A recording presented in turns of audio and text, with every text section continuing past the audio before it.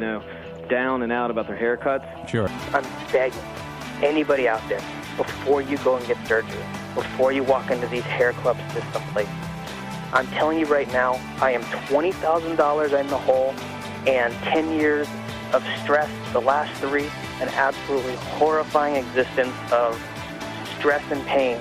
And I can promise you, the stress of this hairpiece is 1,000 times more than I would have ever felt if I had just been confident with who I am, dealt with the fact that these are the cards I've been dealt, and deal with them, and just shave my head. And honestly, like Spencer said, not everyone's there, but that's where I'm at. And now something completely different. Good afternoon. I'm speaking to you live just outside I like to think balding is just God's way of saying, now let's see you get laid. Is it true that if you don't use it, you lose it? What I'd really like to do is put the greatness of this man in perspective. The hair loss community has a lot to be thankful for, having you as a spokesperson. You mean you just call this guy up? About life and about reality. And now, America's #1 reality radio show for men. Live from Los Angeles, it's Spencer Kobren's The Bald Truth. Hey guys, welcome to the show. 888-659-3727 is the toll-free number. I have Joe already potted up and set up on the left side of your screen. If you're new to the broadcast, don't know who Joe is. Joe Tillman is the original hair transplant mentor. I happen to be the founder and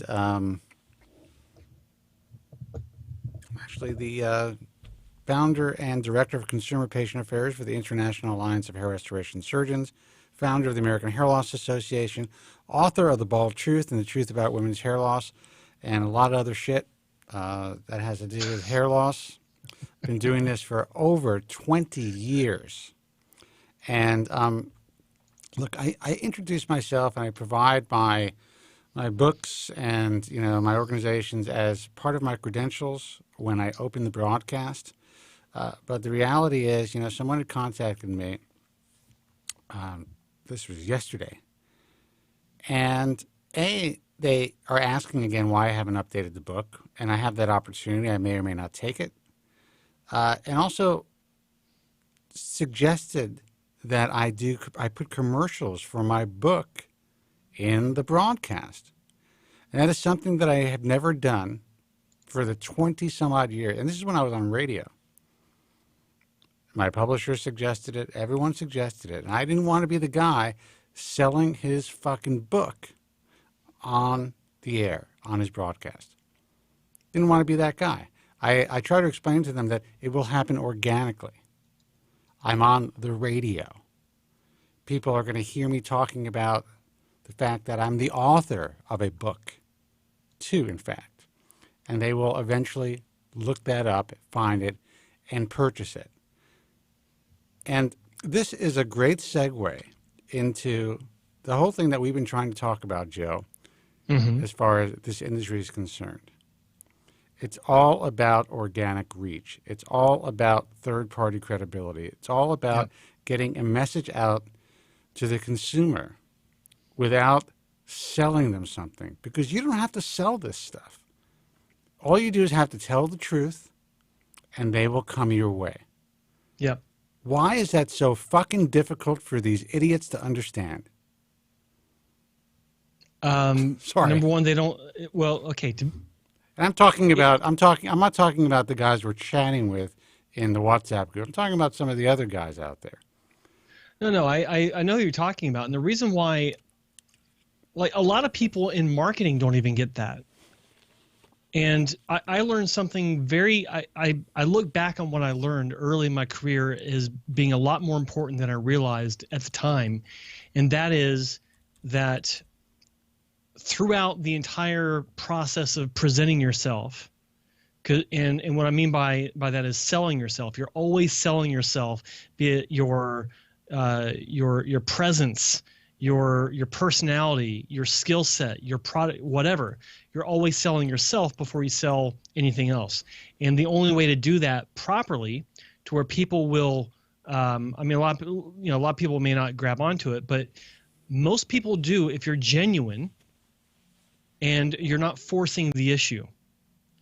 And when it comes to like your books, you know, you were presenting yourself for years on air as a reliable resource that people can look to, and organically people were finding you online, people were finding you in different forms of media, and they were finding your book. Right. And simply because they knew who you were, they would see this book and be like, shit, I had no idea, and grab it. Right. But they had some idea, because I would just talk about, as unfortunately, and I know he's giving me shit, BL in the chat room, toot. I talk about my credentials because it's important for people who come on this program not to think that we were just two guys talking about hair loss. Because essentially that is what YouTube is, and that is what the industry has turned into. Yeah. And that's a sad fact, Jack. It is. I mean, there are too many people just talking about it, and there's no substance to it as far as what people can take from it for their own experience. I mean, there's, you know, everyone has a right to talk about what they've been through and to share it publicly in whatever medium or format they choose. And I think it's a great thing. It's a great form of democracy. But at the same time, people need to understand what it is exactly that they're getting when they're exposed to this opportunity to hear so many different voices.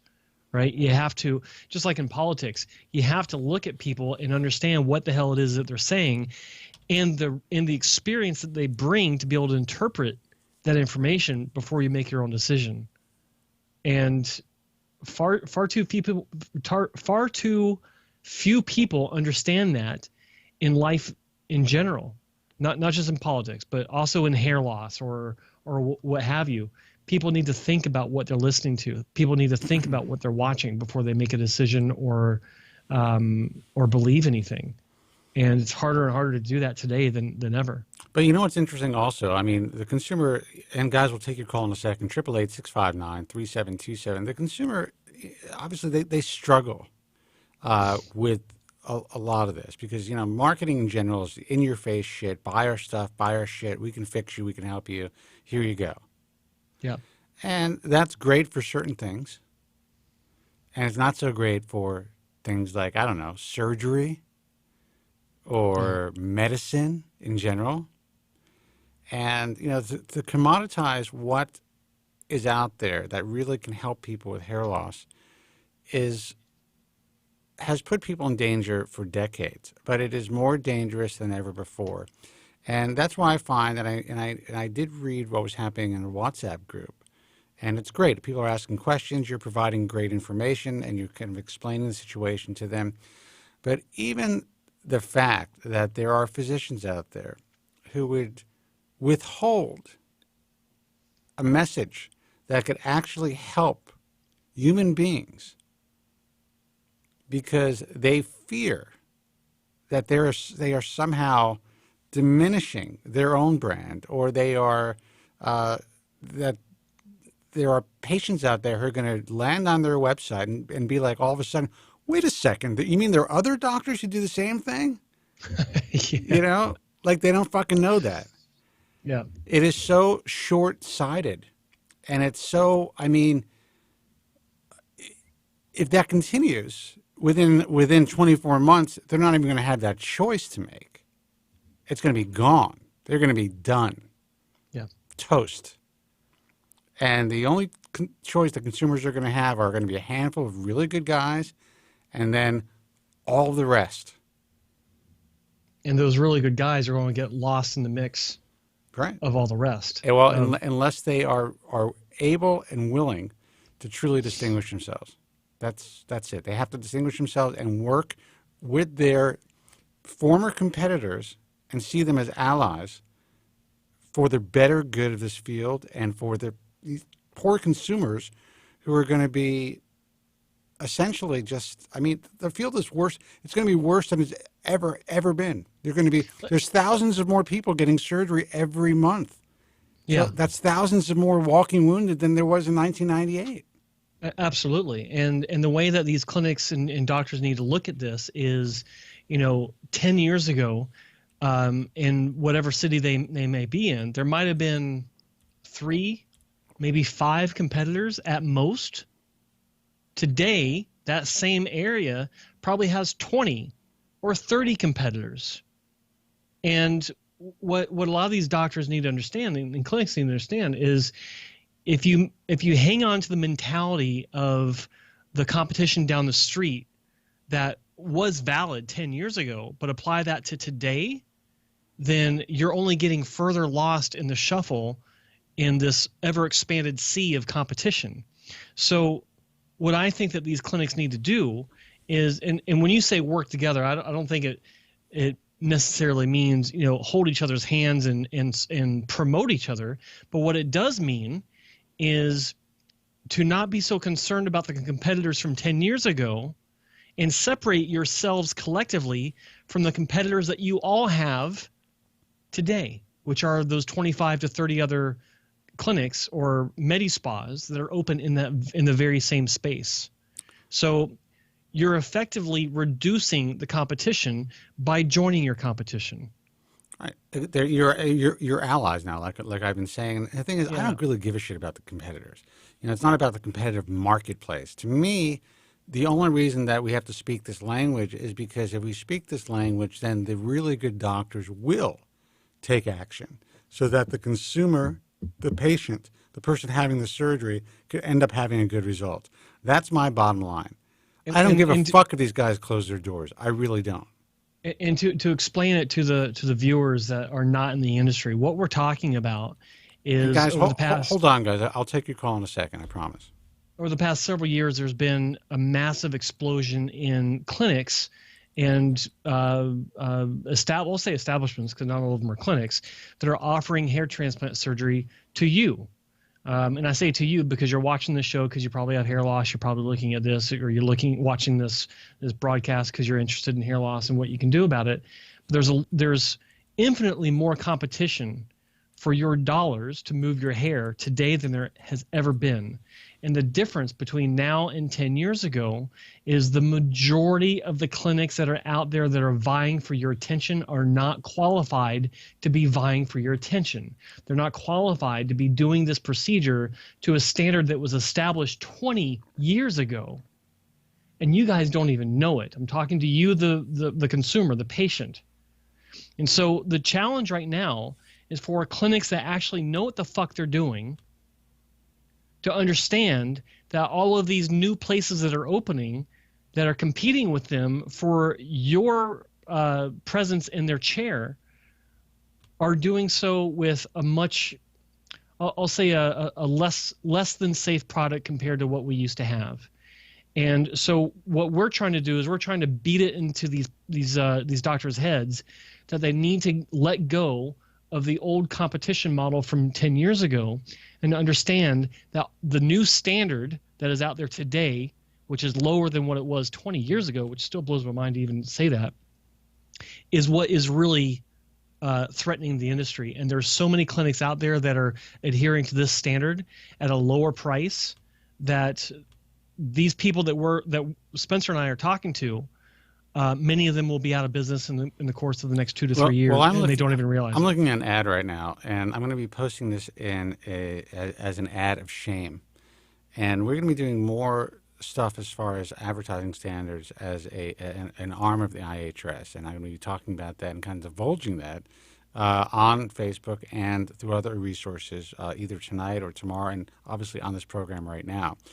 But I'm looking at an ad from a company that happens to be doing robotic surgery, but it has nothing to do with the robot. Mm-hmm. It could be any device. And in the ad, it says, before, it's a very grainy, dark, blued, overlaid image of a guy basically with a shaved head. Mm-hmm. And then it has a big $500 in the bank, like you're going to be getting $500 discount right away. And it says, just like that, your hair back. And then it has a picture of a guy with a good-looking head of hair and a beard, but it's very dark. Mm-hmm. And it has the FDA seal. and it says FDA approved.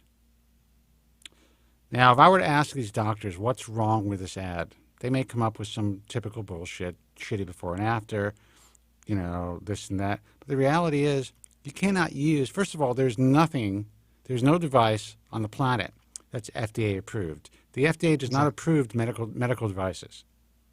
A. B, a private company cannot use the FDA seal on anything. Even if their drug is FDA approved, you will not see any company using the FDA seal, any drug company using the FDA seal on their website. Not only is it not adhering to common advertising standards, it might actually be bordering illegal or borderline illegal. Yeah. So, but when I believe it is. When a consumer sees this, they're lured into this. That's a tough word for me to say. Lured into this, and they're like, "Wait a second! Look at this guy's head of hair. They're going to be a $500 discount. I'm going to get my hair back right away. Look at that great before and after picture. And this is an FDA approved procedure. How can I go wrong?" Now, do you think there's anybody in the other organization that is, and this person happens to belong to this other organization, that is looking at this ad and saying, sorry guys, you're out. You cannot do this. No. And we're going to report you to the FDA. Of course not. This is what consumers are fighting every day. They don't know what the fuck to believe. And you know what we're going to do this year? We're not just going to talk about it on the show. We're actually going to show them. Yeah. And, you know, the idea here is to change behavior. And if we have to create economic pressure, if we have to create an onslaught of content that's going to provide consumers with so much information about the truth and even exposing people who are not doing things in the right manner, then that's what we're going to do. Because no one is helping us to create the guidelines and to enforce the guidelines for your safety. It's fucking up everything. Let's take a phone call. It is. Hey, you're on the air. Who's this and where are you calling from? Oh, hey, it's Al from Houston. Al from Houston, welcome, man. Hello, Al. How are you guys? We're pretty good, man. What's going on? Can't complain. What's going on, Spencer? I wanted to talk about two things. One is I had an interesting experience that I thought you guys would find illustrative, shall we say. That's a great word, good by word. the way. I like that. Go ahead. I'll write that down. I was my job. I was meeting with a family practice doc in his office. I'm not a pharmaceutical rep. I'm not a sales rep, but I was in this doc's office, and he had a centrifuge. This is an FP, not a dermatologist. And he had a centrifuge, and I said, "Oh, why do you have a centrifuge?" And he said, "Can you guess it?" PRP. Of course. Right, and he said, "I'm doing my own PRP." And I said, "Really?" And I said, "What do you do it for?" And he said, "Oh, I do it for hair loss." And I said, "Interesting." And I said, "Why do you do that?" And he flat out said, "Well, there's not a lot of money in FP, being a family practice doc, and I can charge $250 cash to do PRP." And I said, "That's cheap. How do you know how to do it? How do you know what's in it?" And he was like, "What?" You know, like, I think he's just spinning some stuff down and injecting it. He literally had no clue, like, what the concentration of the platelets were or the growth factors, or who the hell knows anyway. No one knows anyway. I'm looking at an ad right now from a company that has two facilities. One is directly across the street from me. It's owned by a dermatologist, and they're both med spas. And it says, it uses my stat from the American Hair Loss Association. It says 85% of men will experience hair thinning by the time they are 50. Schedule a consultation with blank MD today. And then it has cosmetic dermatologist in Santa Monica and Beverly Hills. Period. It is an ad for PRP. Didn't even give us the fucking attribution, by the way, for the stat. At least if you're going to use the stat, give the American Hair Loss Association the attribution. And then you click on the site, and it's just this. They're selling shampoos. They're selling all kinds of skin creams, this and that. And literally, this is a place that's directly across the street. I see a lot of really, let's say, fancy women walking in there. getting their shit done. And then if you go and you look at the wall, if you go and you look through the plate glass window and you look at the wall, there's a big, like, I guess, point of purchase sign for PRP for hair loss. Yeah. It's fucking insane. I mean, he had no idea what he was. And again, I have to tell you, just sort of a disclaimer here, I'm actually not a believer in PRP at all. And like, if you look at, for example, some of the recent data, it's. I know you guys are maybe a little more positive than I am on it. I think it's mostly snake oil. How dare you? It was eyes with which the doc was so willing to basically say he was just doing it for money. And then I said to him, do a lot of your family practice doc friends do it? And he basically said all of them. Unbelievable. I don't mean to laugh, but that's the reality. That is pathetic. The fucking pathetic reality. It's a great story, man. No, totally. It's great hearing it from a caller. Absolutely. Yeah, no, it was crazy. It was crazy. But I mean, I think that this may just be rampant in the FP world. It's rampant in the internal medicine world, in the family practitioner world. It's rampant in the dermatological world. It's rampant in you like you said. Well, he's not even a dermatologist. You think these dermatologists know what the fuck they're doing? Well, does anybody know with PRP? Like, there's a meta-analysis that I was just reading in PubMed from October of this year that showed that basically almost all the studies don't use the same protocol. People aren't really analyzing what's in the PRP, like what they're getting from the centrifuge. Like, it's a lot of hand-wavy bullcrap. Look, I could open up. There's a place in the mall, Century City Mall, which is not too far from me here in Los Angeles. And it's a med spa. They offer PRP as well. And I was thinking, shit, I could probably lease a place for about $20,000 a month. A really nice place in the mall. Just set it up, futuristic, make it really cool, and just basically be like a PRP oxygen lounge / pedicures, whatever, and slap the American Hair Loss Association seal on the window, and we are off to the fucking races.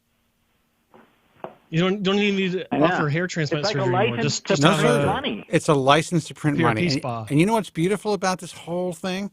I'm letting all these guys build this up, and then when it's time to sell out, I'll just be like, look, what am I going to do? I think we offer the best PRP in the country. That's it. And I'm out. Right.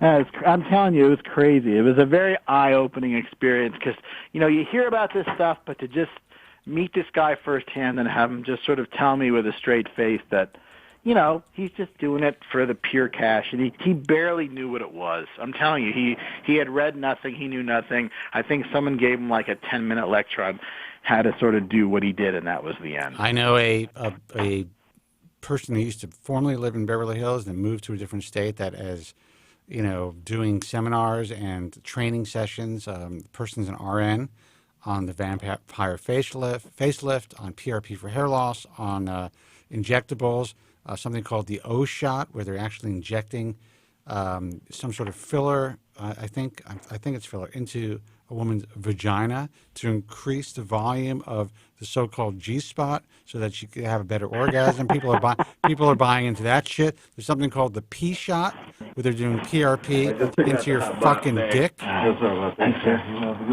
Yeah. Well, I guess if you do that, at least it's a gift you can both enjoy. Yeah, if it worked. If it works. Right. No, but the upshot is it's crap. No, believe me, I'm hearing you. Don't you think if I believe that PRP worked for your dick, I would be the first in line, dude? Most people would say, I'll take 2. Yeah, that's it. Look, if you could offer, give me an extra inch. You've been a little pro on PRP in the past. In all fairness, right? I have been, because I have someone in my personal life whose life. You have that one person, that woman you mentioned. Yeah, whose life has been changed. Who goes down to Florida. Right, life has been changed by PRP. Yeah, and I had a noticeable improvement from one PRP session I had with Dr. Cooley, and I know people that are also having good results. Some pretty impressive. But what you said is that it's pretty much snake oil And I agree with that only because there's so many people out there doing exactly what your family doctor is doing, just drawing some blood, throwing it into a centrifuge that you can probably get for $50 on Amazon, and injecting it back in, not knowing, sweet fuck all what it's doing, and charging a few $100 for it. But also, more importantly, not caring what it's doing. Do you know what I'm saying? Like, well, what harm can it be for the patient? It's their own blood.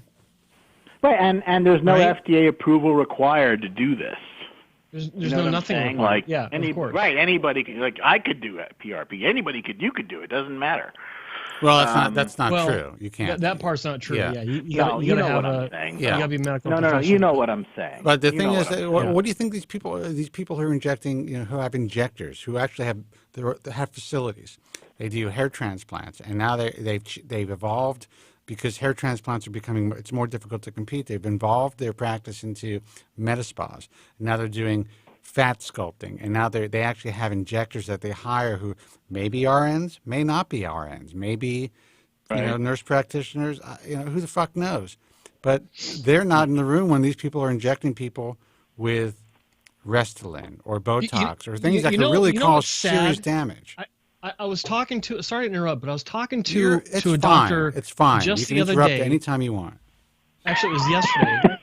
Talking, he was asking me about how to present his practice to the average patient. And what was I don't work with this doctor, but I know him on a personal level, and he's just looking for a freebie, so I threw him a bone.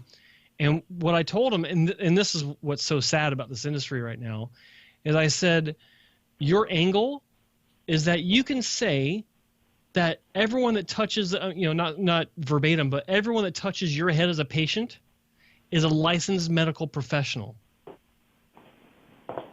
10 years ago, it's like that was a given. Yeah.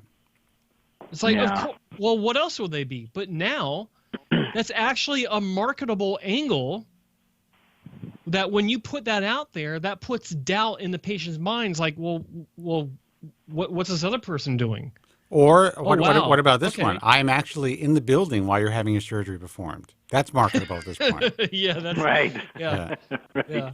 Right, doing something else on somebody else or in your office, reading. Yeah, I'm not on Pornhub when you are having your surgery performed. I'm no further away than the shitter. Yeah, I have not had a drink the entire week. That's marketable at this point. That's marketable, yeah. Well, but, to flip it over, it does, just to make a serious point, I mean, it does kind of make you appreciate the people who are conscientious and serious about it. You know what I'm saying? Like, cream does rise to the top, and if you're good and you're honest and you're reputable, like, the world will notice that. It will probably take time and it won't happen overnight, but the world will notice people who are doing the right things as opposed to scam artists. You would think that that's the case, but this is a very unique field and discipline of medicine. All of aesthetics and cosmetic surgery really is. It is difficult for the cream to really rise to the top because it is so fucking competitive. And essentially it becomes a battle of web developers and SEO marketing and guys who are trying to buy and position themselves. Joe is having a conversation in this group that we're in, and I was going to make a post concerning this conversation. I wrote a chapter that was supposed to be published 2 years ago in the Unger/Shapiro the book Hair Transplantation. They have several editions, and it's the textbook for the industry. Now, this is an article. This is an entire chapter that was written 2.5 years ago. I think I submitted it in December of 2016. Do you know how much has changed in 2 years? Now, I'm not saying... Well, but that's the problem with textbooks, though. By the time they're published, they're often out of date. Well, and that's a good point. But the thing is, what I have written, essentially, in this textbook for these doctors looks like I predicted the future. Now that it's going to be published, it's basically like you'd be reading the prediction of the future. And, the reality is it is extremely difficult for the great doctors to differentiate themselves from all the rest, because now everything is being marketed by either the procedure, a name of the device, or, some other bullshit, some, hokey name like, in cosmetic surgery, like vampire facelift or whatever. Nothing against the person who trademarked that. But I think it's sad. In my opinion, it's just ridiculous. But this is the way the world works, and the media picks up on it, and it is very difficult. So in a lot of cases, the cream will rise to the top. If you're in technology, if you're other professions. In this particular profession, the guys that should be rising to the top, they really have to be connecting themselves to the right influencers in order for consumers like yourself to find them. Otherwise, you guys are going to be fucked. Yeah. I think to some extent I agree with that. But I think that also, there's plenty of people who make bad decisions impulsively, right? They do very little research, and you see these people posting on the boards, not just your board, but other boards. But, on your board and on the other bulletin boards, just three that I can think of, that are pretty good, and people kind of get a good sense of who's good, who's not, who to stay away from. And, people post their results. It looks like a pretty honest manner. I think that if you do your research, I've called you guys before. I've had FUT twice. I think I researched for 2 years before I had my first one. And, I have no regrets. I'm happy I had a good outcome. But, I think the phrase I used with you in the past was I didn't measure twice, cut once. I measured 50 times before I got cut. Right. And then in the end, I kind of came down to this thinking that this is the guy who wasn't going to fuck me up. Well, that's exactly what we hope, when we do our research. Yeah. And well, you're also the anomaly. The upside is I kind of felt like at the end, I felt like I had learned as much as I could learn, and I'd had a consult with the guy, and in the end, I felt very confident going in. But eventually, there are guys out there who have analysis paralysis, that they do those 3 or 4 years of research, and they still can't make the decision. And they're looking at, every tiny aspect, the minutia of everything. It's just they become. It gets to the point where even if they have a good outcome, they're dissatisfied. So you seem to be you are the anomaly.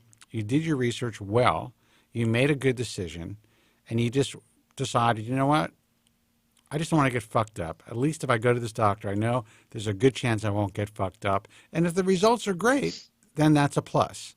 And that's how people should really be, I think, looking at this.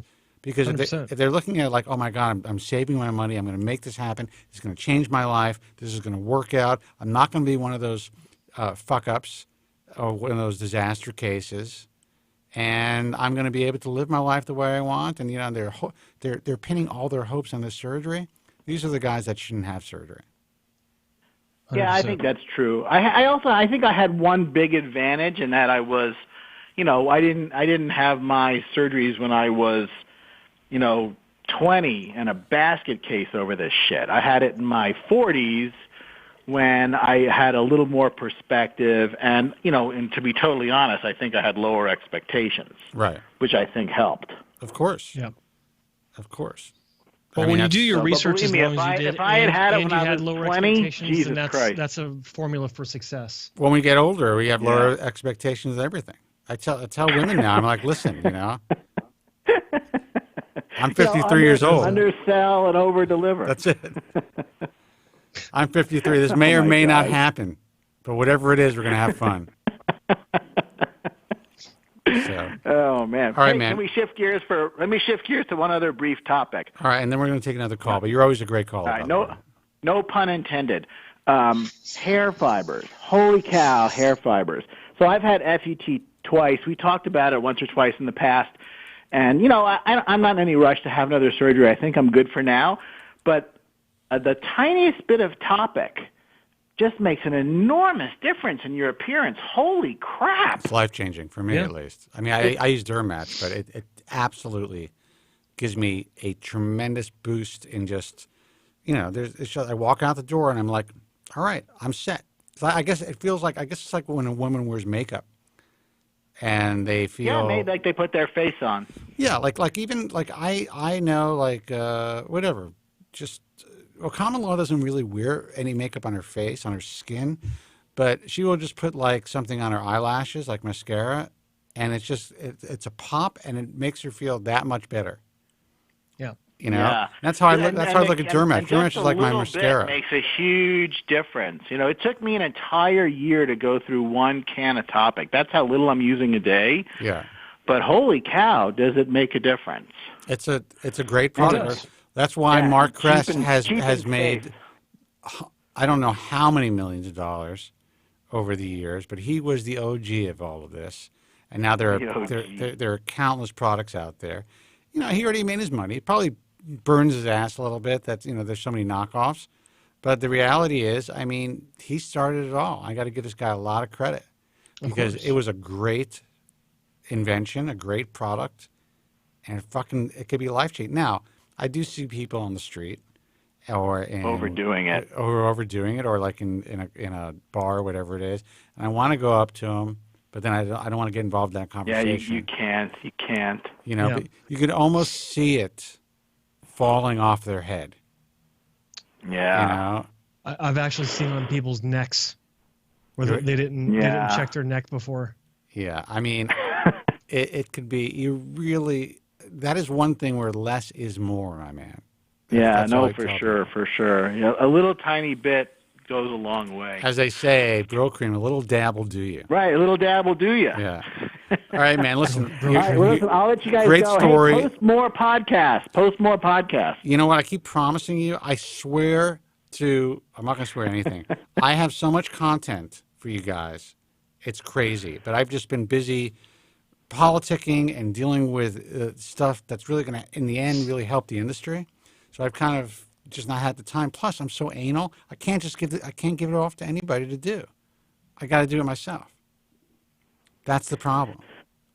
Yeah. All right. Well, at least get a few out there. All right. You know what? You'll have 2 this week. How's that? All right. That's awesome, man. Okay, man. All right. Thanks, guys. Take As care. always, watch out for those FPs doing PRP. We will, man. Take care. See you guys. All right. Guys, there is now a line open, so feel free to call in, 888-659-3727. Let's see who this is. Hey, you're on the air. Who's this, and where are you calling from? Hey, guys, it's Maury from Florida. Maury from Florida. Florida. I said Florida. How are you, man? Florida, yes. Yeah. I'm doing good, guys. Yes, I called in because FSK was asking for me, so I figured I'd call in.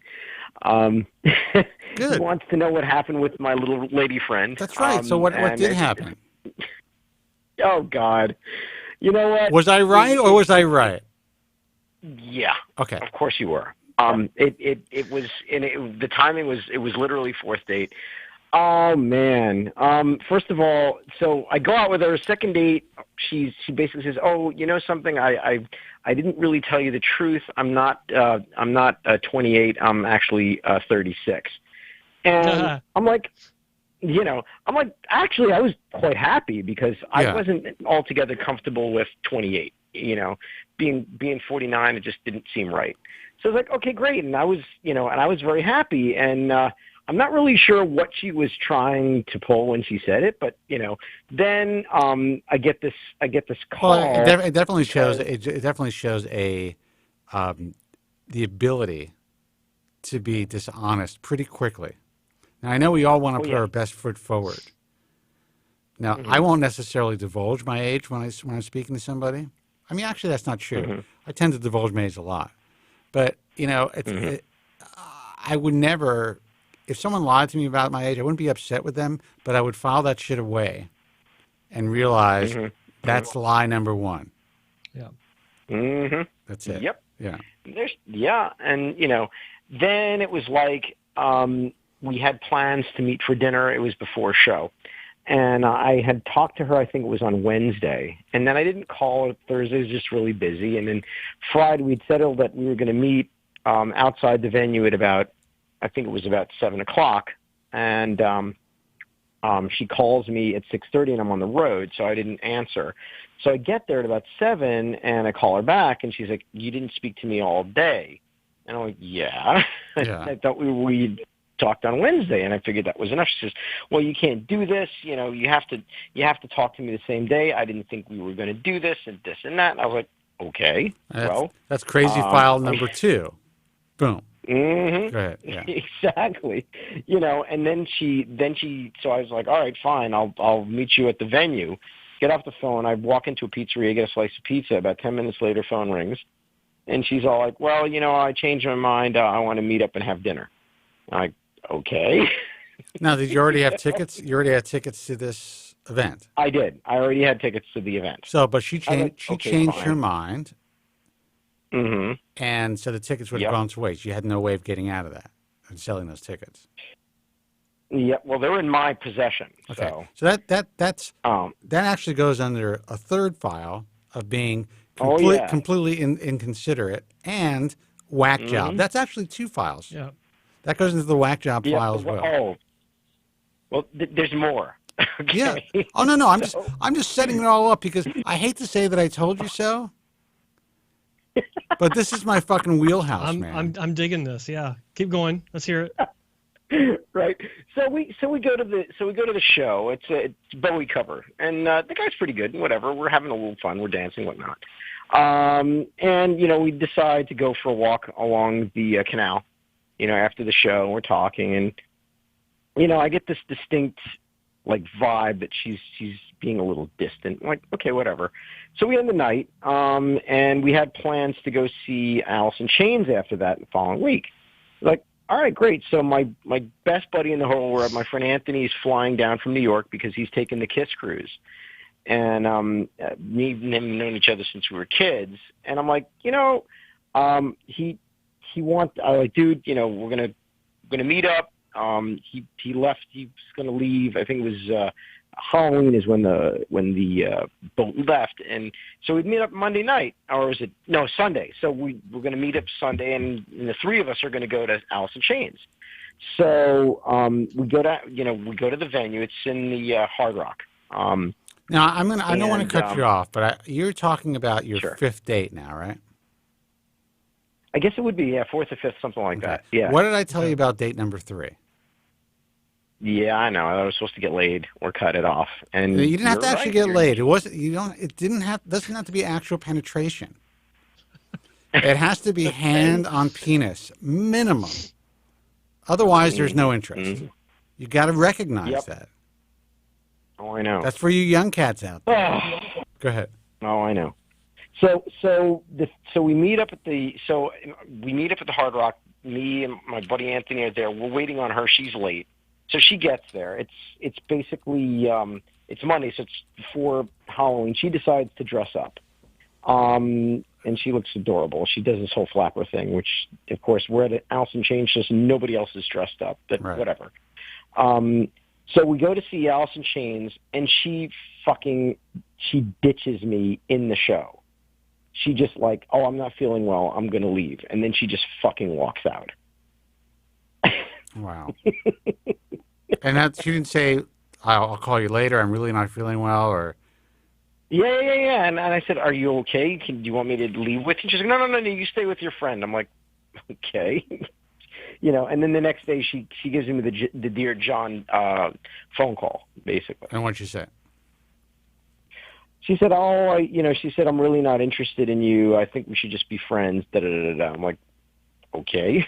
You know, and I kind of left it at that. And then the best part is what happens next. About 4 hours later, she calls me up and she says, oh, you told me that you have a 2-bed, 2-bath. I'm thinking of moving out of my parents' house. Do you mind would you rent the room to me? And I'm like, that is fucking classic. Oh, that's gold right there. That is gold. I will give her credit though. I will give her credit. At least she called you to break up. That's what I was going to say. And she had the balls to pick up the phone and call you. She didn't use you to move in and then not give you sex. So that's reasonable. That really would have been yeah. Because you would have would have happened to you, Morty. That would have happened. You would have allowed that to happen. Yeah, you're probably right. If you got a little action from this broad, she would have been living in your apartment, and you wouldn't be able to get her the fuck out. It would take you 6 months. You couldn't evict her.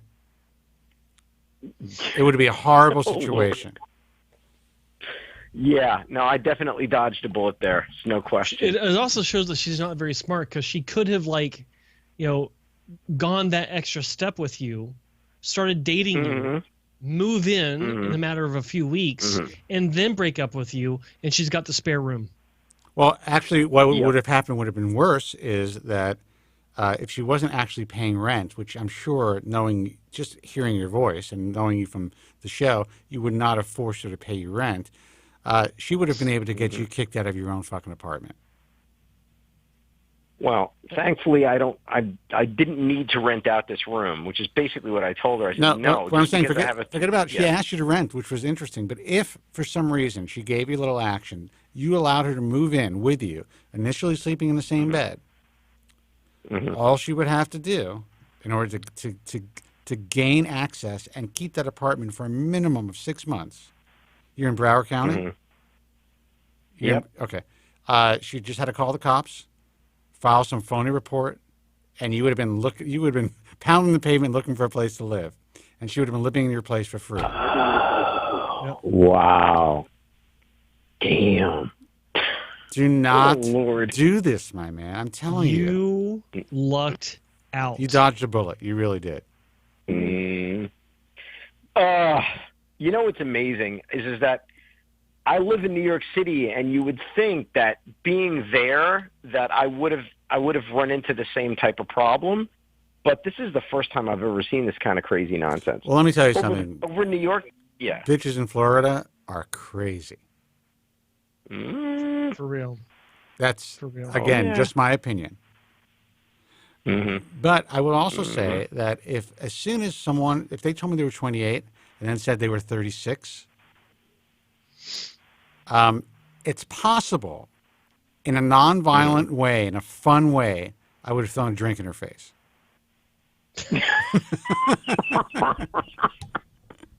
And just walked out. Oh, Lord. I am not advocating violence towards anyone. It would have been a very playful thing. Oh, you're 36, not 28? That's it. Yeah.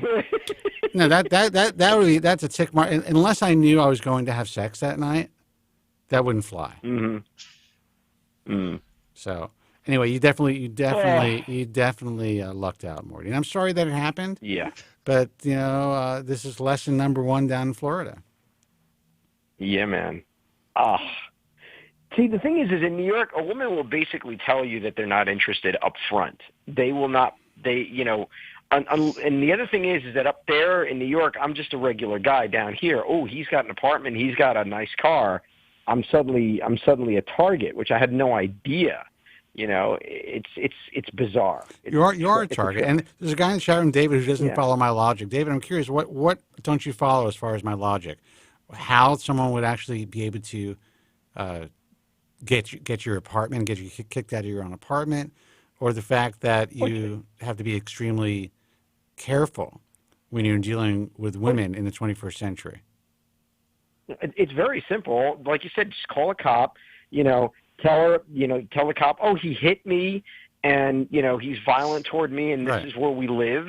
Right. And, I want a cease and desist order against him and he's got enough money, he can find another apartment. In Canada, you don't even have to lie and say that the guy hit you. All you have to do is say that he physically lurched at me. Didn't even touch you. All you have to say in Florida, California, and other states is that I feel unsafe, period. And you are on fucking hitting those bricks, dude. That's right. Down on the pavement. They gave you 5 minutes to get your shit, and you were gone. That's right. Done. Even though 100% of the shit in the apartment is my fucking shit. Yeah. Not anymore. And then once you're out, she fucking houses the shit and sells what isn't fucking red hot and nailed down. That's the thing. Yeah. It's like, I always did like this 65-inch TV.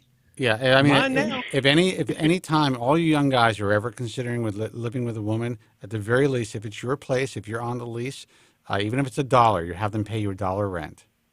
Period. The worst case scenario is you cannot be kicked out. You won't be kicked out of your home. if she's leasing the place. And if you're trying to get her out, you can evict her. It may take a few months, but you'll be able to at least stay in your home. Well, hang on, Spence. You cut out. What did you say about asking her for rent? If someone wants to live with you, even if you really don't need the money, you have to say, just listen. Just for both of our safety, we have to have a lease, and you can pay me $1 a month rent. Gotcha. And essentially, you'll be immune to being kicked out of your own place.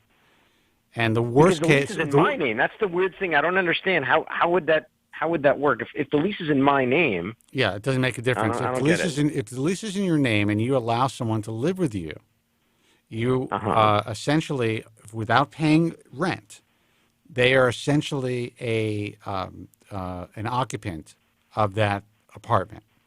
Doesn't matter whose name is on the lease. So you're both occupants of that apartment. If she calls the cops on you as an occupant, a non-paying occupant. You allowed her to live there. Her stuff is there. She sleeps in that apartment. It doesn't matter if you're on the lease. You're kicked out. If she wants you out, you're out. Oof. Now, if she's paying rent, that's a different story. That's why you got to protect yourself. Have them pay rent, even if it's $1. The love of your life, she'll pay you $1 a month. Big deal. And then basically, I love you, but you got to pay me $1 a month. I would sublet the space, and then basically that gives me the right to evict, basically. Right. Because he's a sub. Okay, right. So the worst case scenario is that you be living with this person for another 6 months while you try to evict her. But at least you won't be kicked out of your home. At least you'll still have a roof. Right. Wow. That's fucking insane. Excuse my language. Life lessons with Spencer and Joe. And you know what's insane? That I know this shit. That's what's insane. What, that shit happened to you? No, nothing. That's the thing. Nothing has ever happened to me because I know all of this. Because he looks this stuff up before he gets involved in any sort of situation. I'm not a well person. That's my reality. I've always protected myself. You know what? I've seen my friends walking the streets trying to find, calling me up. They need a place to live. Wow. Fuck. That's crazy. Yeah. You're helping us loonies who are worried about freaking hair transplants when you really should be helping men with these other problems because damn. Well, that can be my next show, and that actually would be a podcast that would really take off. Yeah. It would. How not to get kicked out of your apartment by a woman who accused you of God knows what? Oh, everything, man. It's a real issue, man. It's a major issue. It certainly sounds like it. I certainly didn't know about it. I don't know anybody who's in their 40s that has reached that point, doesn't know at least one person who this has happened to. Yeah. Except for you, Morty. Yeah, exactly. I guess I must have been living under a rock. Well, anyway. Yeah. Yeah. And then the worst is when someone's got a kid. And then it's a whole fucking thing, man. I actually had that happen to a friend of mine. He did have a kid, wasn't married to the chick, and such a bad move. It was a whole big thing. Like she made a call and said that he lunged at her. He was taken to jail. Oh, you told me this story. That's right. Yeah. You told me this story. Yeah. Yeah, and he had to fight for I think it was about 3 months to clear his name. And it was, I mean, if he didn't have a good attitude about life in general, this would have ruined him. It would have ruined a lesser person, no question about it. Like, I mean, he could have just fallen into like this deep depression and all this, but he fought tooth and nail. This guy actually impressed the shit out of me because he studied the law about this day and night for weeks, and he actually went in, represented himself, and ate her attorney's lunch and won everything across the board all by himself. Wow. Do not attempt this at home. Yeah. Anyway, it's just here's the bottom line is. The bottom line is love, it's all hormonal. We're all horny, we're men, we want to get laid, whatever it is. You got to think with a big head. That's it. You got to realize that as wonderful as these people can be in your life, and there's a lot of wonderful women out there, there's always that possibility that she's not that wonderful. And let me tell you something. The end is never good. It's never good. So you got to recognize that at the beginning, because there usually is an end. It's either death or some form of death. Let's put it that way. Well, shit. You know what? I would rather have death than some form of death because, Lord in heaven. Oh, man. I know guys who were making 7 figures who are now living in studio apartments. They are, they're just fucked up. They have boxes as dining as their coffee tables, eating takeout, miserable guys who lived in $2 million homes. You know who's living in that home now? The ex. The ex and the fucking pool boy. The pool boy. And the pool boy. Oh, no, I've known at least a couple of people who've gone through divorces. My dad got divorced from my own mom, which is, you want to know, one of the reasons why my relationships with women are fucked up. A lot of it has to do with the divorce and that whole thing. Yeah. So believe me, I know how fucked up, how bad marriages can end, and it's one of the reasons why I never did get married. Well, I can tell you that women in general, and I've been very lucky in my life, and part of it is what is that the Boy Scout thing? Be prepared. But I was always prepared for this shit. It was just I used to lay shit out on the line always. It should be like someone asked me to do something. I'm like, nope, I can't do it. I'm sorry. Huge Jazz in the chat room is saying this topic is super useful. Keep sharing your stories. Let me tell you guys something. As men, we are the biggest targets on the planet. Doesn't matter what color you are. If you're a guy, you are a target. And anytime you are meeting a new woman, going on, what these young kids are using these Tinders and everything and all this stuff. When you're going out, you need to actually be wary of your surroundings, because you don't know if you're going to be alone in a situation where this chick can claim that you did something you didn't do. There are apps now, which I would suggest that you use, and it is essentially before you decide, it's a signed sexual consent form, like I am consenting to having sex with this person, period. I would not, if I was single out there, meeting somebody. Oh my God, there's no fucking way. I have a lockbox at the door. Phone, please. Yeah. And that's it. Oh man. That's a trip. I would build a Faraday cage inside the house. Like the house would be a Faraday cage. And for those of you who don't know what a Faraday cage is, it's a cage that does not allow RF signals to get in or out. So the phones wouldn't be usable. Oh God. It's funny you're telling me this story, Spence, and I'm reminded there's this retired porn star who loved to sleep with basketball players, and I forget her name. She's a brunette, and she lectures these young kids that are just joining the NBA on how to deal with some of these girls that they meet. And it sounds like the female equivalent of what you're talking about, like they're like, use your own condoms. Don't rely on what the girl brought with her. Keep a lockbox in your, don't bring her home. Take her to a hotel. Make sure the hotel has a hotel safe. Put all your valuables in the safe under lock and key before they show up. All this stuff. I believe that. I would have a problem just because of my monicum of being well known and being all over the internet. I wouldn't even want to tell somebody my real fucking name. I don't want any of that shit. It's a scary world, man. You get somebody who really, wants to fuck with you, like you have sex with her, and she's like, I'm going to get this guy. I'm going to make sure I get a lot of money from this guy.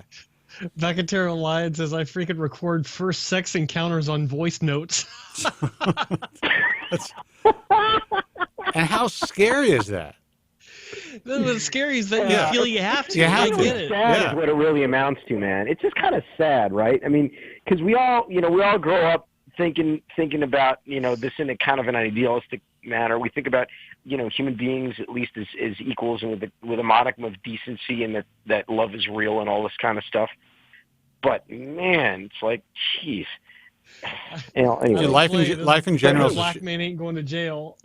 Life in general is a sham. And the sooner that you young guys understand that, as soon as my brother at the age of 5 told me that there was no Santa Claus, I was like, this is it. That's all I needed to know. Done. Everything I was told was a fucking lie. That's how I felt. I remember that day. Everything was a lie. So I'm like, I'm 4 years old, so I'm like, so let me get this straight. So if there's no Santa Claus, that means there's no fucking tooth fairy. Where do I get that quarter from? I was 4 years old. From your parents who are lying to you. Yeah, they're all liars. So now everyone knows where it all began. That's right. Now we know. See, all of those IFHRS doctors, you know who to blame now. You can just blame the fucking tooth fairy. The fact that my brother said, first of all, we're Jewish, right? So it didn't really make a difference. I didn't think Santa Claus was coming to see me because I was Jewish, but I still would see this whole stuff on television, and I thought there was a Santa Claus. And my brother, who was 4 years older than me, found it hilarious to tell me there was no Santa Claus. Never forget the look on his face, because I was mortified. It was like when my mother found out that Burt Reynolds was wearing a hairpiece. I mean, I was that mortified. That was bad for a lot of ladies. Yeah. All right, dude. Well, listen, Morty, I'm really sorry that this happened to you, but I'm glad that it happened the way in which it did, because you really could have been burned, and you weren't.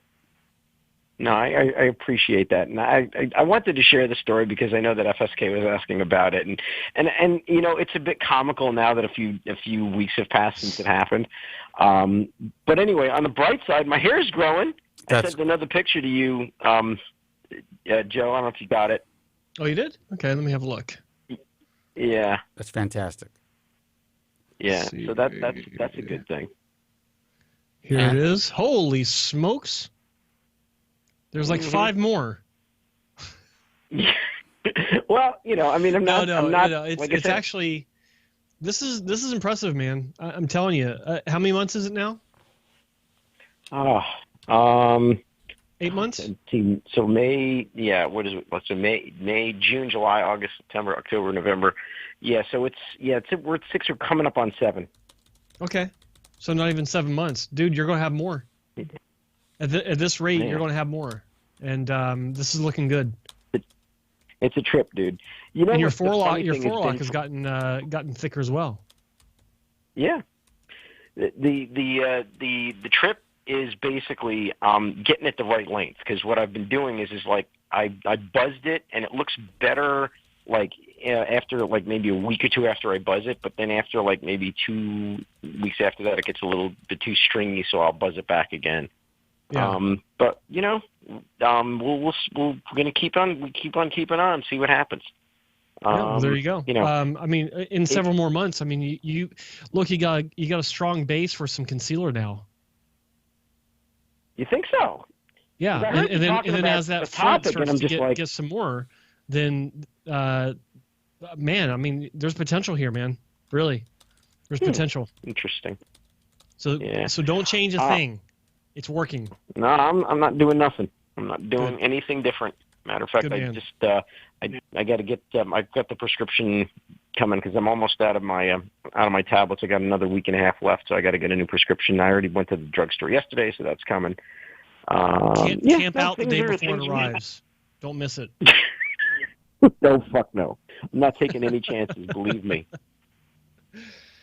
But Morty, listen. Do yourself a favor. Take a trip to Nevada. Have a good time. Come back and get this out of your system. That's all I'm saying. I could talk about that. But if you know anything about Florida, you don't have to go to Nevada. Well, you do if you want it to be legal. That's true. Yes. Okay. I do not advocate doing anything that's against the law. I see. Exactly. This is true. Like, I can go down the street right now and buy a joint, and I could smoke it. You know why? Because it's legal. Yeah, California, it's true. Yeah. Same here. in British Columbia, in Canada-wide now. It's legal. I can light up a joint right here on the air. And I guess it's possible. Well, no, if it's on video, even federally, But it's really going to be up to can do YouTube. anything. It's not even a question of law. It's a question of what what YouTube's rules of service are. Well, I don't think they didn't stop Elon Musk, right? That's still on YouTube. Well, but I don't think he smoked a spliff on YouTube, did he? He's with Joe Rogan. Huh. I'm gonna have to go watch that now. Interesting. Yeah, why you're lighting up. Cool. It was an odd thing to watch, actually. So maybe you should check it out. All right, man. Listen. I think I just might. We will talk soon. Enjoy Florida. Say hi to your mother. No, that's a whole other story. We'll talk about that another day. She's not here. She went home. She left you. Went back to Even New your York. mother left you. She went back to New York? Dude, don't get me started. Yeah. See, that's the other thing I want to talk to you about is I'm beginning to wonder whether this move has made any sense, but, you know. Well, you know what? The weather, hang out, enjoy the sun, get a nice tan. There are some great women there, but just realize what they are and who they are and the reality of being a man is 50. How old are you? 49. I'm going to be 50 in July. Being a man who's 49 years old, realize the reality. You have a lot of power, but you also have to deal with a lot of bullshit if you still have a young mind. That I do, gentlemen. All right, man. I'll talk to you later. Yep. Take care. All right. Take it easy, guys. Bye-bye. Have a good one. See you, buddy. Bye. How depressing. No, that was a great call. 888-659-3727. I would have called it slightly differently, but I basically called it. I basically told him exactly what was going to happen, and that do not go past the third date. If there's nothing, and he did. If there's no action happening, do not go past the third date. So let this be a lesson to all of you.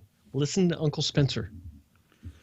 He won't steer you wrong. It's logic, man. It's logic. You know, and this thing where guys are they're so like, oh man, I got someone who's interested in me. As though there's no one in the world that's going to be interested in you again. This is your only fucking hope. It's not true. You know, you have to understand something about women. In general, they're assessing the situation as soon as they meet you, and they're looking for a fucking finish line. You may or may not be that finish line. And they recognize that you're not the finish line. They're going to do whatever they can to utilize whatever assets they see that you may have, whether it's company, whether it's free meals, whether it's a place to stay, whether it's the ability to go to a show, until they meet somebody who they do believe will get them to that finish line. That's it. It's a very simple thing. Why don't people get it? It's like talking to these doctors about the reality of what we can do in the industry to change it. It's so fucking simple. People are rooted in what they know. They're stuck in what they know. And when it gets to the precipice between knowing and not knowing what to expect, they'll recoil every time into their safety zone. Yes. That's the reality. Guys, it's a call-in show, so we don't get any phone calls in the next 4 or 5 minutes. I am going to call it a night. I am hungry, and I'm going to go. But it's been a great hour and 15 minutes, I'll tell you that. I'll give out the phone number again, 888-659-3727. If you have any questions or concerns about your hair loss, feel free to call. Now, normally what I would do is I would take a quick break, right? The problem is whatever music that I've been attempting to play, even if I own the music, seems to be getting flagged on YouTube. Yep, copyright. Which is a real ridiculous pain in the ass. Because I own the music. I purchased it. But it doesn't actually affect the broadcast. No, it doesn't. So screw it. Well, you know what? I'm going to take a quick break. I'll just play our little open type of thing, whatever that's called. It's like a bumper. Why did that just happen? All right, guys, you know what? 888-659-3727. I'm Spencer Kobren here with Joe Tillman. We're going to take a quick break. When we come back, we expect some phone calls. We'll be right back after this. Stay with us. Spencer Kobren's The Bald Truth. Any of you that have ever felt stepped on, left out, picked on, put down, whether you think you're a nerd or not, why don't you just come down here and join us, okay? Come on. I always hear a lot of guys calling in, and they're always like, down and out about their hair. I'm begging anybody out there, before you go and get surgery, before you walk into these hair clubs system places, I'm telling you right now, I am $20,000 in the hole, and 10 years of stress, the last 3, an absolutely horrifying existence of stress and pain. And I can promise you, the stress of this hairpiece is 1,000 times more than I would have ever felt if I had just been confident with who I am, dealt with the fact that these are the cards I've been dealt, and deal with them, and just shave my head. And honestly, like Spencer said, not everyone's there, but that's where I'm at. Now the world. Guys, for holding on and hanging out. We are going to get right to the phones, and we will continue to take calls for as long as they come in. Let's see who this is. Hey, you're on the air. Who's this, and where are you calling from? Welcome, man. You're on the air. Hello. 801 area code. You are on the air. I'll give you another second. That's it. See you later. Phone number is 888-659-3727. Guys, if we don't get any more calls, I'm calling you tonight. I have the opportunity to go out to dinner. And let's see who this is. I think I may know who this is. Hey, you're on the air. Who's this and where are you calling from? Yeah, you know who it is. It's Nico. Nico, what's happening? Is that who you thought it was? No, I thought it was somebody else, but from the area. Oh, okay, cool. Yeah. How are you guys doing? Pretty good, man. Can't Thanks for complain. the call. What's happening? Cool show. Same old, just hanging out. It's funny, I was thinking about actually something the first call there were sort of about, I know you guys were talking besides the PRP shit, just about how you had 2 FUTs, and then I guess some of the conversation was about realistic expectations. It's funny, I think for a long time I had such a hard time believing in the when getting a transplant, the framing your face aspect, and I used to think, well, what about the rest of your hair? But I'm starting, now that I sort of have a better understanding of my hair loss and realistic expectations, framing your face is fucking huge. It really is. I used to be like, nah, what about the rest of your hair if it looks like shit? But I don't know, just something that came to mind. Well, it's huge. I mean, framing your face is that's the reality of what hair transplants are, in my view, really all about. You lose that frame of your face, that's what changes your looks the most. As people look at you, when you're looking at someone from across the bar, when you walk into a room, they're not looking at your bald spot. They're like, oh my God, that guy's got a bald spot. They almost think like you're not even balding, really, even if you have a bald spot, if you have a good hairline. Right. That's exactly right. And the thing about framing your face is when you have a framer in your face, that is the mental image that people have of you when you're not even around and someone says, hey, have you seen Nico? Subconsciously, that is the image that people have is your face and how it's framed. It defines everything about you. Yeah. It took a long time to really get that because, besides hair greed and all that bullshit, it's so easy to be self-conscious about like a balding crown or whatever. But as I'm already, I'll be 45 in the summer, and there's certain things you just got to accept that are just fucking age appropriate too, and that work. And framing the face, man, that's huge. It just took a long time to really get that. So I'd add that for those who are self-conscious about their, their deal. A lot of people are in the same position where they have a big issue with any sort of thinness, any sort of weakness in the scalp, as a former colleague of mine used to say. And it's funny because when I was a consultant, I would have 2 kinds of patients that came in. Those that really, really, really were bothered by their crowns, and those who would literally, this is the most common response, if they weren't really bothered by it, they'd say, well, I don't see it anyway. I never see my crown, so it doesn't bother me. Those are the two kinds of people that I would see in consultations when it came to crown loss. They either just it never even entered their mind because they don't see it, or it really, really bothered them. It was rare that when it was somewhere in between. In fact, I can't count how many times I've had people coming in that have no hairline, don't have much on top, and they're bald in the crown, and they don't want a hairline. They want the crown restored.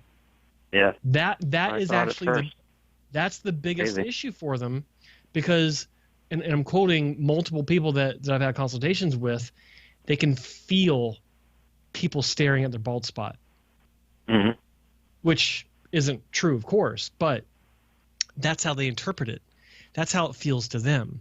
So, many times I would have to sit down in consultations and say, well, this is why you don't really want to address the crown first and leave the front or the top bare, because it's really difficult to make that look natural, and it isn't a wise use of your donor resources to begin with.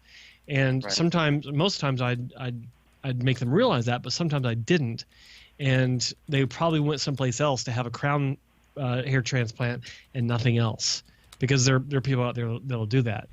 And but it's interesting that you're calling in to talk about this, because it's something that few people do talk about. And so that's I think it was a good idea to share that. Yeah, no, it's hard to get over. I mean, granted, I'll see people who might have just had some hairline work done and a lot less in the back, and I'm like, maybe they would have just looked balding without any transplant. Or even I just saw, it's funny, I saw a random picture of Tommy Chong, and he was definitely fully thinning in the front with more in the back, and I was like, well, that's a good look too. So I don't know, it's hard to get to that place though. So I just thought it was good that just thought I'd share that, as you mentioned, and thought that was pretty huge. So I guess I did have one question about, and I actually asked Joe about this on the Joe Tillman show when we were doing chat, and I'd asked you about when you were experiencing that accelerated flaking and the reason why you ended up getting tar-based shampoo Tardan. Yeah. I'm wondering, I had a similar thing happen to me at about 4 months after surgery, where I decided before a wedding that I was used to dyeing my hair, and that's when I had some sort of crazy, didn't know if it was contact dermatitis or whatever it might have been, but I definitely had a lot of, I forgot, maybe pediatric amniocentesis, I forgot what it's called, but some flaking with hairs attached to them.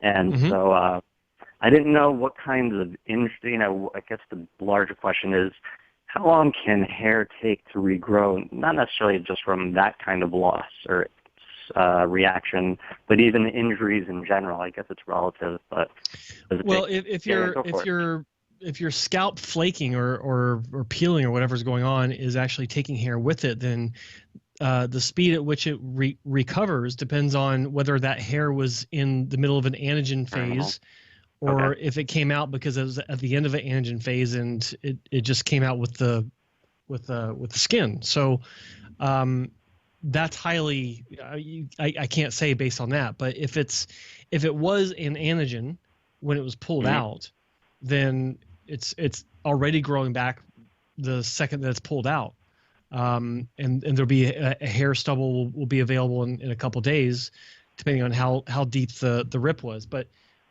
if it was moving into telogen, and that's why it came out, or if it was in the middle of catagen moving into telogen, that's what was coming out. 3 months, 5 months, it all depends. But the problem when you're dealing with an accelerated, almost like a slaving of the skin, at least like I had, whereas it was big. I mean, not even flakes. It was like peeling. It was really fucking weird, man. It fucked me up for a while. It's how can I explain this? It's the accelerated loss of skin that's also accelerating loss of hair, and so when you have the skin flaking off at an accelerated rate, what's going on is your new skin is also eventually, like in my case, the new skin is also flaking or peeling at an accelerated rate. So the hair doesn't even really have a chance to recover until you actually get rid of the issue. That's why, the way I look at it, some people were like, oh, well, use this shampoo and your hair will grow back. And all these shampoos that people are talking about, or usually, it's some sort of dandruff shampoo. So my theory behind this is that if you're getting your dandruff under control, like if it's a severe form of dandruff, then by getting that under control, it allows these hairs that are being constantly pulled out from the flaking and peeling to have a chance to actually regrow. So it's not dealing with a hair loss issue, it's addressing a skin issue that's once you get under control, then the hair can grow freely again as it normally would. So there's a huge difference in the reasoning. Like, a lot of people say, well, this cures hair loss. No, it cures your skin, which allows hair regrowth. Two separate things completely. It's not really curing it, but it's just treating it. Does that make sense? Oh, absolutely. And it's funny, so I can let you guys go, is I used to, check out the chat, and I used to, sort of make fun of, I was like, who else is now going to ask Joe what shampoo he uses? Because you always repeat, if they checked out your videos, they'd know that you use Pai Shao. And so I decided to grab some about a month ago, and I swear it's not like the Joe Tillman placebo, but that shit is great shampoo, man. Isn't it awesome? Yeah. Tea-based. I mean, it makes my hair feel and scalp feel really clean. And I don't know if I'm sure tea is great for the hair, but it felt like it was clearing out dead skin and shit like that too on top of it. So thanks for the fucking recommendation. Great. Oh, and that's why it seems so high end. Besides the feeling, it smells great. It's just solid. So it's a really high quality, no parabens and none of this artificial stuff, and it smells great. And I'm not making any money from this, by the way. It's just the shampoo I love, and it's like Moroccan oil. That's what it smells like, a really nice Moroccan oil. So so FSK in the chat room is asking what shampoo to use. It's called Pai Shao. I'll type it in the chat room. It's spelled Paishau. I even got it directly from their site, and I thought they were going to be defunct. I thought you'd mentioned, but now they're active, so I grabbed some. Well, yeah, they're still active. I was talking to my hairdresser about it the other day, and in her lovely little Vietnamese accent, she's like, I don't know, I thought they were going out and you'd buy to Amazon or straight. That's a really bad accent, by the way. Sorry. Wait a second, you're not allowed to do that, dude. Well, I can, and I will. Thank you very much. That is completely illegal at this point. Yes, it is. In the world of political correctness.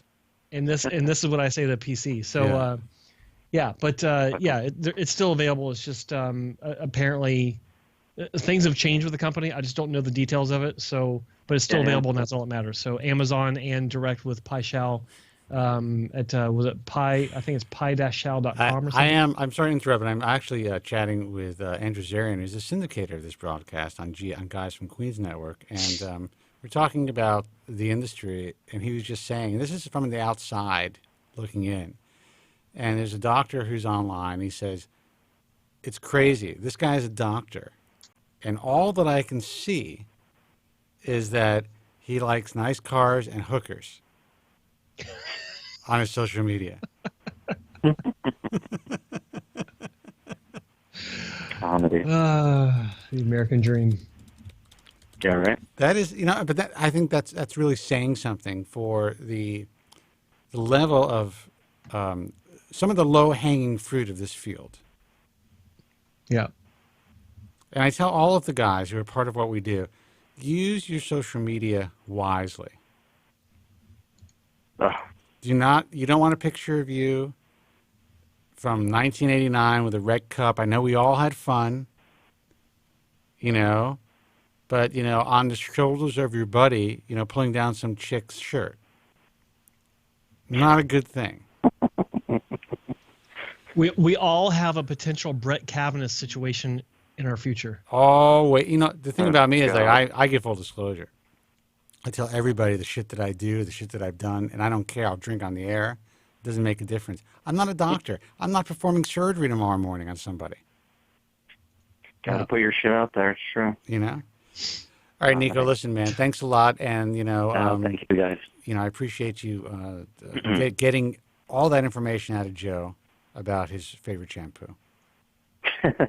You got it out of me. Gotta give him props. Oh yeah, I do. But he's the best. Thanks for the tips on framing your faith. I thought that was the biggest, the most paramount of it all. So I'll talk to you guys soon, All right, and man. I'll be listening on Friday. I appreciate it. Thanks for the call. Take care. All right, boys, take care. All right. Guys, phone number 888-659-3727. The guys who are holding on, call right back, because now we are done with that call, and we'll take another call. And if we don't get a call in about 2 or 3 minutes, I'm calling it a day. But, it's funny to hear what the outside thinks about the field. Like when I showed some millennials, including Andrew Zarian, actually, the black market campaign. And he literally could not stop laughing. He's like, what in God's name is this? What the fuck is this? I can actually hear him saying that too in my own head. Like the level of ridiculousness, and this isn't just my opinion, of that drawing and the fact that that's the way a medical society wanted to represent what's going on in this field. It's almost as if I just want to throw up my hands and walk away and say, there's no hope. This is a hopeless group of human beings. We got to do a complete dialysis and bring on a fresh new crop of guys. That's it. Anyone who's actually finishing their residency right now, who wants to learn how to do hair transplants right, contact us.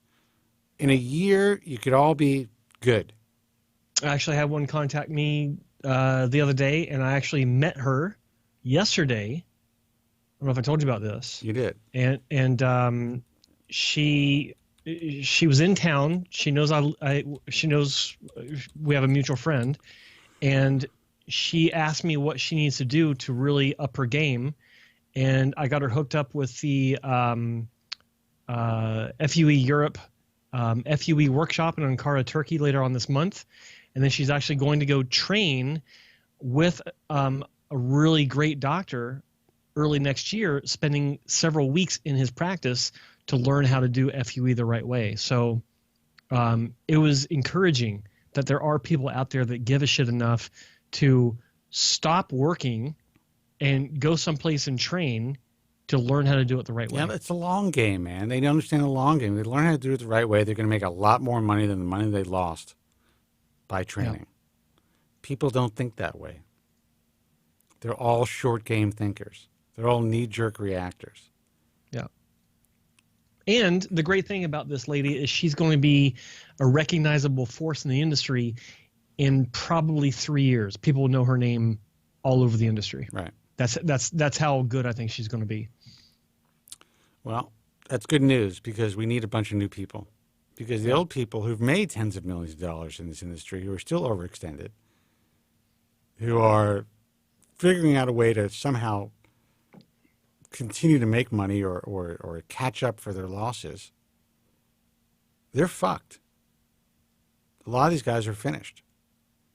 That's the reality. They will not be able to compete unless they really up their game. Yeah. Change their way of thinking and really just take the time to do things right. Don't put themselves in the same categories as these novices. Don't jockey for position with these, plastic surgeons and, these guys who are just buying turnkey devices. You guys are real hair transplant surgeons. Why the fuck would you want to do that? Whoever is guiding you, any social media person or any in-house marketing person who has an MBA that is telling you to go in this direction, they should be fired. They don't know this industry. They are destroying your reputation and your practice. That's the thing about marketing. That's the thing about marketing companies is there's not a marketing company out there that actually understands what the hell it is that these doctors do. Not one. I spoke to this one old school marketing person that works in-house for this company that was essentially saying that they could only work with people and websites, as she put it, that gets them direct leads. Yeah. And I'm like, you're talking to the wrong guy. You are in the wrong business. You should not be doing what you're doing.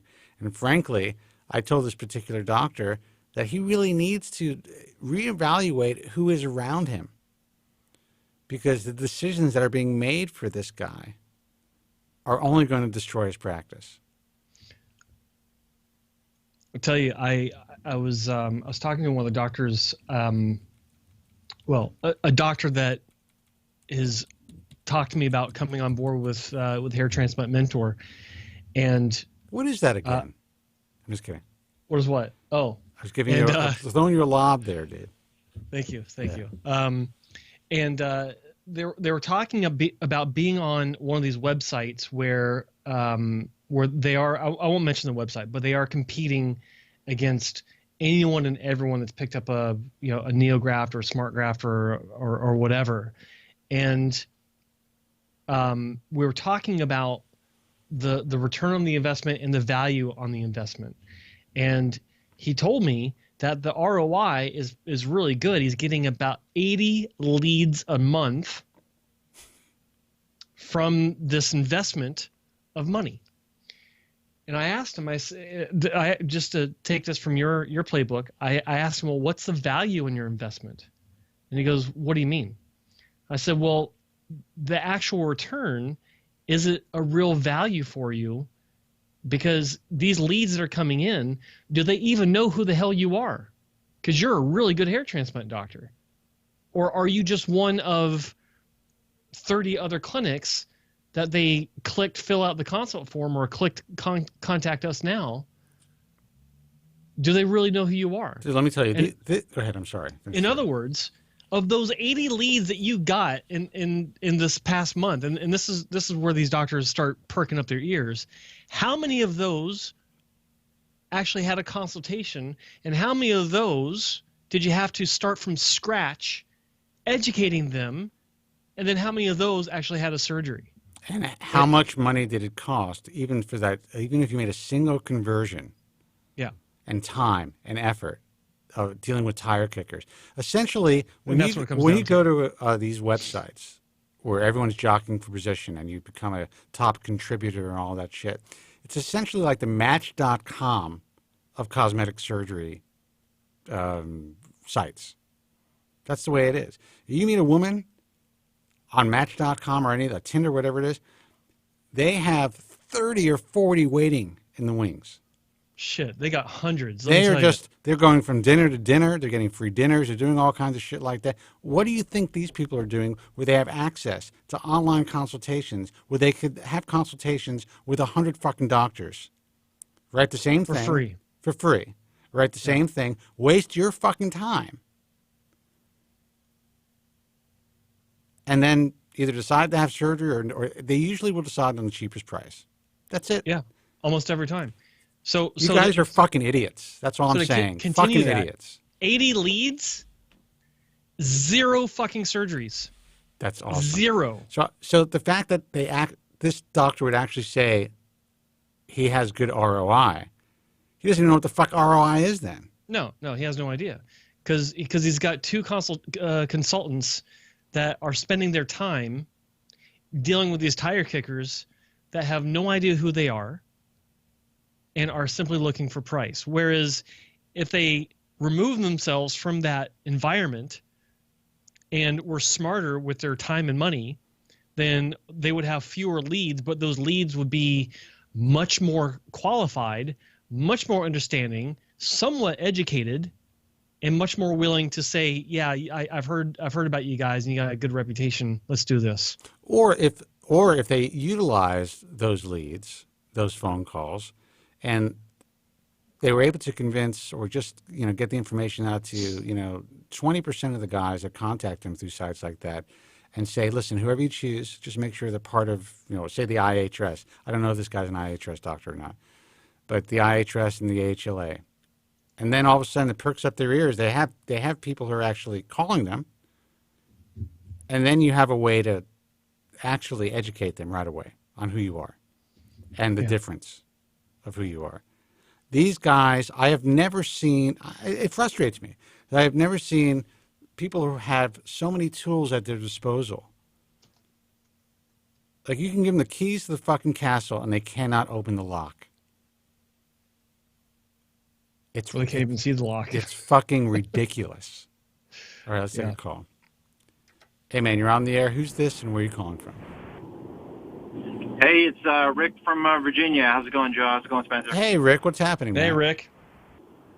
Hey, I'm doing good, I just wanted to keep you guys posted, keep the viewers or listeners posted, whatever. I don't know if you guys remember the military guy who started with the keeps on the generic. And I do, yes.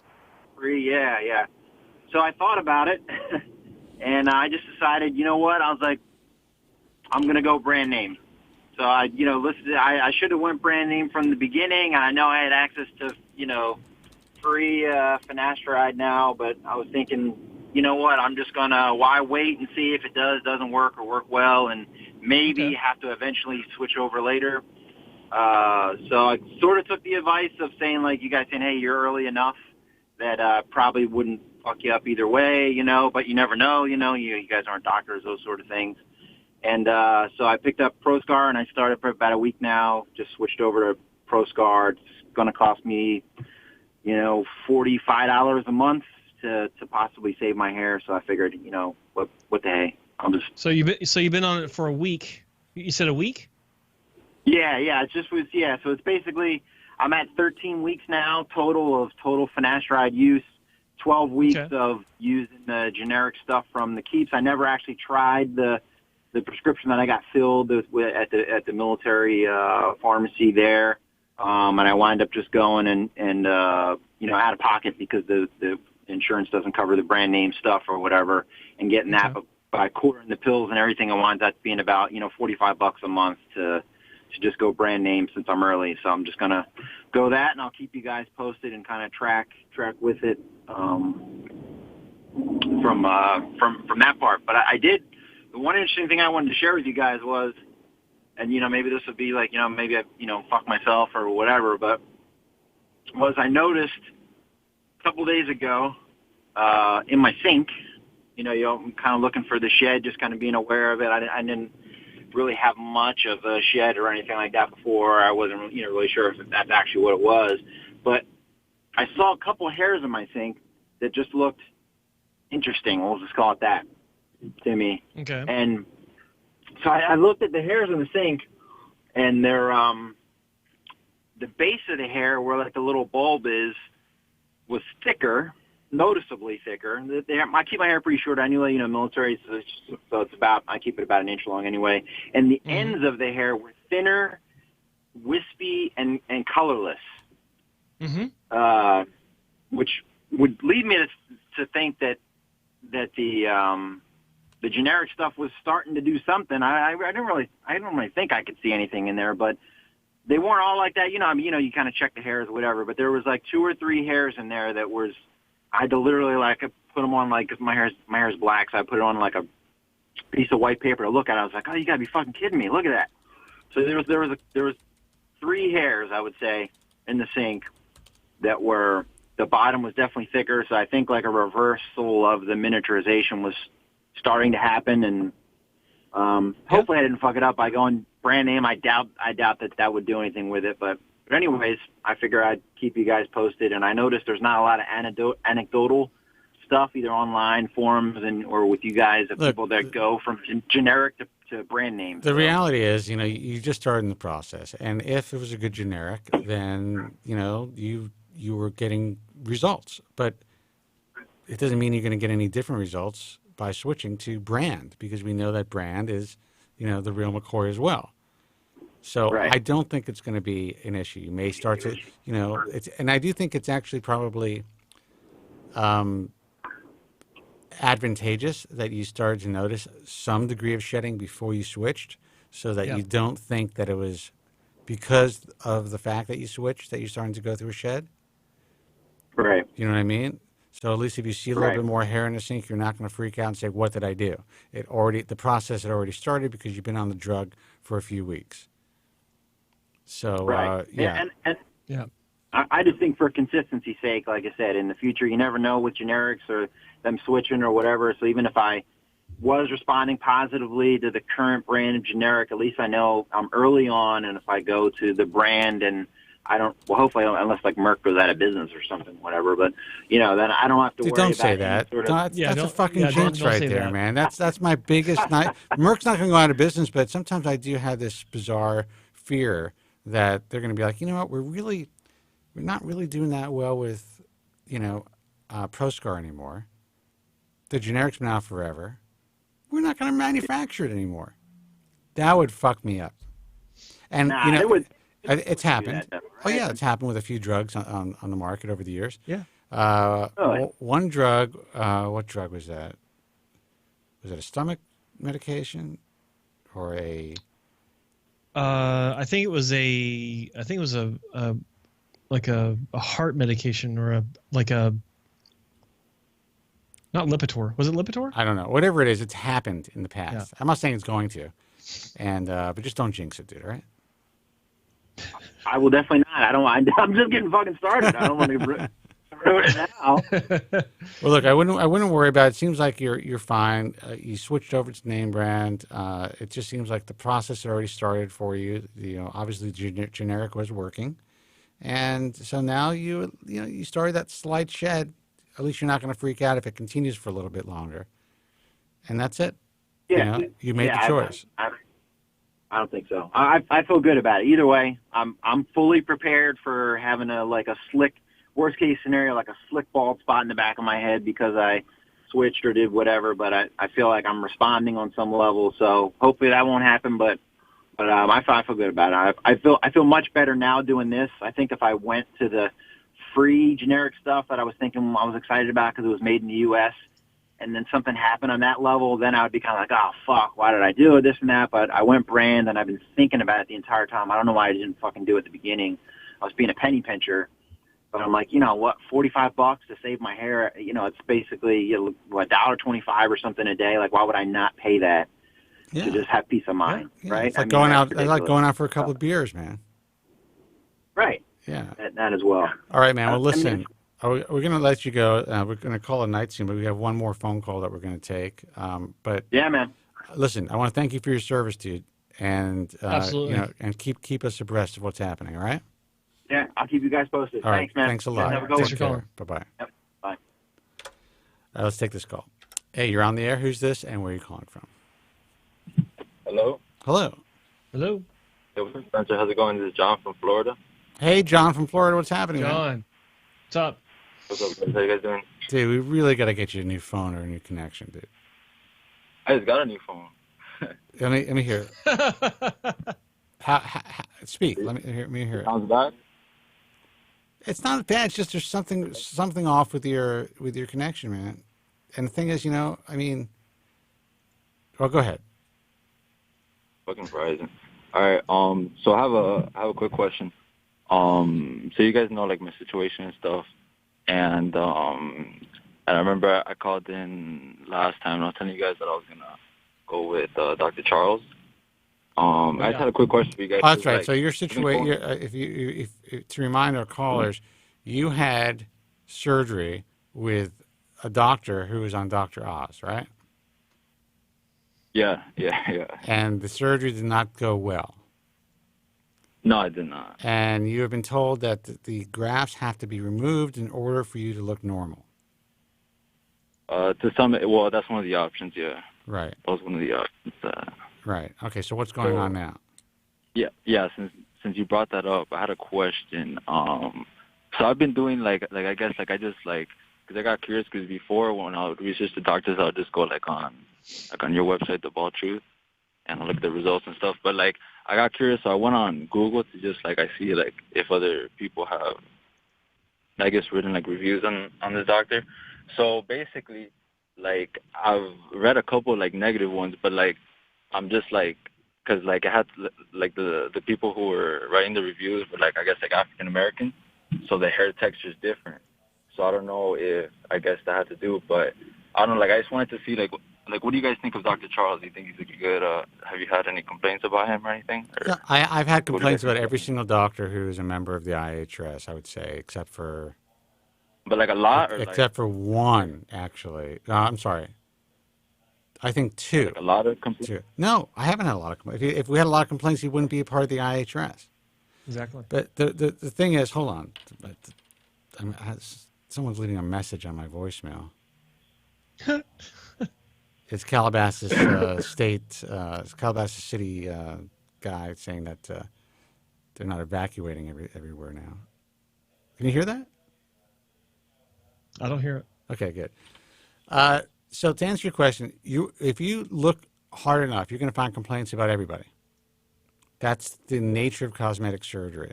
What you want to do is really just do enough research where you can make an educated decision on whether or not there are more happy patients than unhappy patients. If this is a doctor who you think you'd be comfortable with, how long has the doctor been practicing? How long has his staff been with him? What type of procedures, and what is he offering you in the practice? And that goes for Dr. Charles, too. Just because he's an IAHS member doesn't mean that you shouldn't continue to do more research, and I'm glad that you did. But the good news is we don't get a lot of complaints from Dr. Charles's practice. Very few over the years. But that's the nature of the game, man. You could be fucked up by anybody. Oh, yeah, I'm just trying to, like, not get fucked up again, But I would say that the likelihood of you being fucked up by a guy who's been performing surgery for as long as Dr. Charles, and the fact that he has a full-time staff, it's very unlikely. But anything can happen, man. Anytime you are cut, you are cut. That's it. Yeah. No, yeah, and there was something, like, I guess the question I want to ask, another question I want to ask was, because, like, I've been going to his office. I think I've already had, like, 2 of the laser procedures to get some of the hair out, and I guess, like, when I first got in there, like, they were, like, pushing a lot, like, oh yeah, like, we'll get rid of it in a couple of shots, but, like, they never said that it wouldn't be, I guess, permanent. You know what I mean? They never mentioned that, like, oh, look, like, you're gonna have to keep coming here for, like, forever, basically, is what the woman was telling me, and I was like, what the fuck? Like, you guys didn't tell me this, like, initially. So, and it's no bad blood on their clinic, because they've been, like, very, like, helpful so far. Well, that doesn't make sense, though. If you're actually getting electrolysis. No, it's like a laser. Like, he's using like a laser, like a laser machine. Like, okay, so laser hair removal. Yeah. Eventually, that hair will stop growing. So you're not going to have to go there forever. Oh, so you think, like, eventually it would, like, die out, or like? Absolutely, that's the way it works. That's the way it works. That's the whole point to it. Yeah. Laser hair removal is by definition laser hair removal. Otherwise, you just pluck out your hairs and wait till it grows, and then pluck them out again. Then wait till you wouldn't need a laser for that. Yeah. Yeah, I mean, that's what she said, and I was just like, wait, what? So, I mean, I guess I'm happy to hear that, because I was about to go crazy over that. I was like, wait. Well, you should find out the person who said that. You should bring her into the office. Something just happened to... Okay, our live stream went offline for just a moment. It was weird. Yeah, it has to be YouTube. Yeah. Okay. Anyway, but your situation, like Spencer said, have her repeat this in front of Dr. Charles and ask for clarification and the final word from the doc. But laser hair removal is hair removal, and it's not set up to where you have to come back over and over. Sometimes it just takes longer than it does for some people to make that permanent. So get clarification. And I can tell you, especially if you had like mini micros or like really bigger, chunkier grafts in your hairline that you had to have to removed, which I have a feeling you've had. That's what you had. Luckily, there's just a lot of twos. Like I didn't have like those big, because like I've seen his results, and like I know what you're talking about. Like there's like sometimes there's just like huge grafts right in the hairline, but not like luckily most of them are twos and maybe some threes. Okay, like you're lucky. Yeah, no, but I know what you're talking about. Like the procedure he does is like, I don't even know how people are going in there, to be honest. Like it's just like I wish I would have known. Well, apparently he's one of the world's leading, if not the leading hair transplant surgeon in the world, according to Dr. Oz. No, yeah, and you talk to their salespeople or like what the people work there, and they say that they repair everybody's work. like the guy who owns the company or is part owner with the guy, he's always like saying, look, we fix everyone's work, like a Dr. Cooley, all these good doctors, they're always like saying. Well, that actually bothers me, the fact that, everyone says that. That's a big line. But if they were to name doctors and say they fix everybody's work, that's when you walk, man. I literally mentioned like your organization to him, and he's like, "Oh, that's owned by a doctor. Like all these doctors are just like," and I'm like whatever. Like this guy, he's probably just working for, he obviously like has interest in his own clinic, but like what doctor owns it? I'd like to know. Because that doctor must be fucking rich.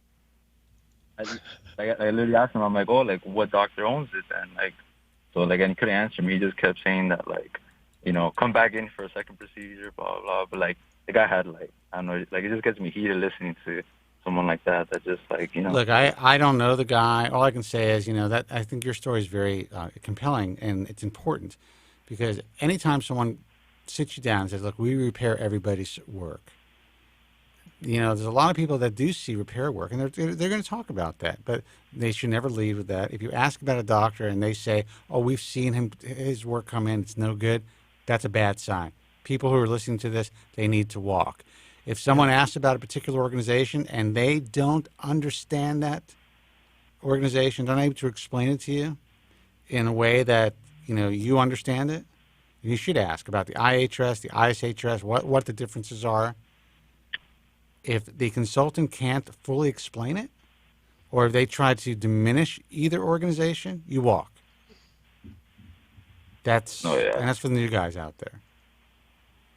Just to tell you something, like I guess like a bit comical in my sense was that, like, I remember because you guys know the doctor I went to, right? And that there's another doctor that does basically the same procedure he does right across the street from him. Yeah.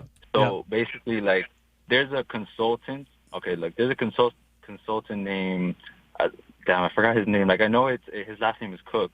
But he works for one of the, I guess, Texas doctors or whatever. Yeah. And I remember like giving him a call to like see what my situation was and stuff. And he was like, "Look, you should go see this particular doctor just so he can, just check things out, whatever." So I go and I just I just go out of curiosity. Like it's not like oh, like I'm gonna go have surgery with him because I know he does the same exact surgery. Like so I'm like there and I'm listening to him and I'm like, before I went in there, I already knew what he was gonna tell me.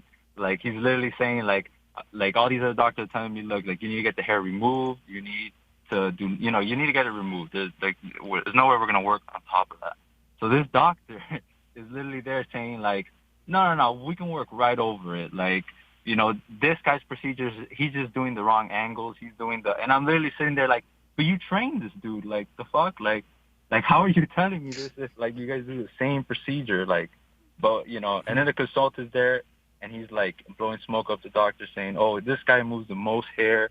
Like, and I'm just there, like, what the fuck? Like, that's why, like, I kind of got confused about the hair thing because they, like, pitched that pretty hard. Like, they're always, like, telling you, like, oh, like, all these doctors use grafts, but, like, we move hair.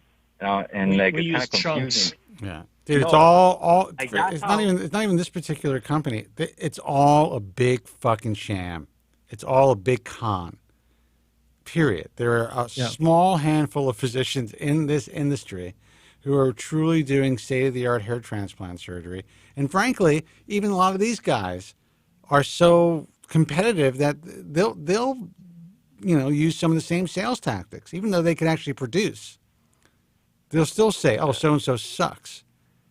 It's fucking ridiculous. It's a dog-eat-dog. Every gorilla for his fucking self in this industry. And it makes me sick.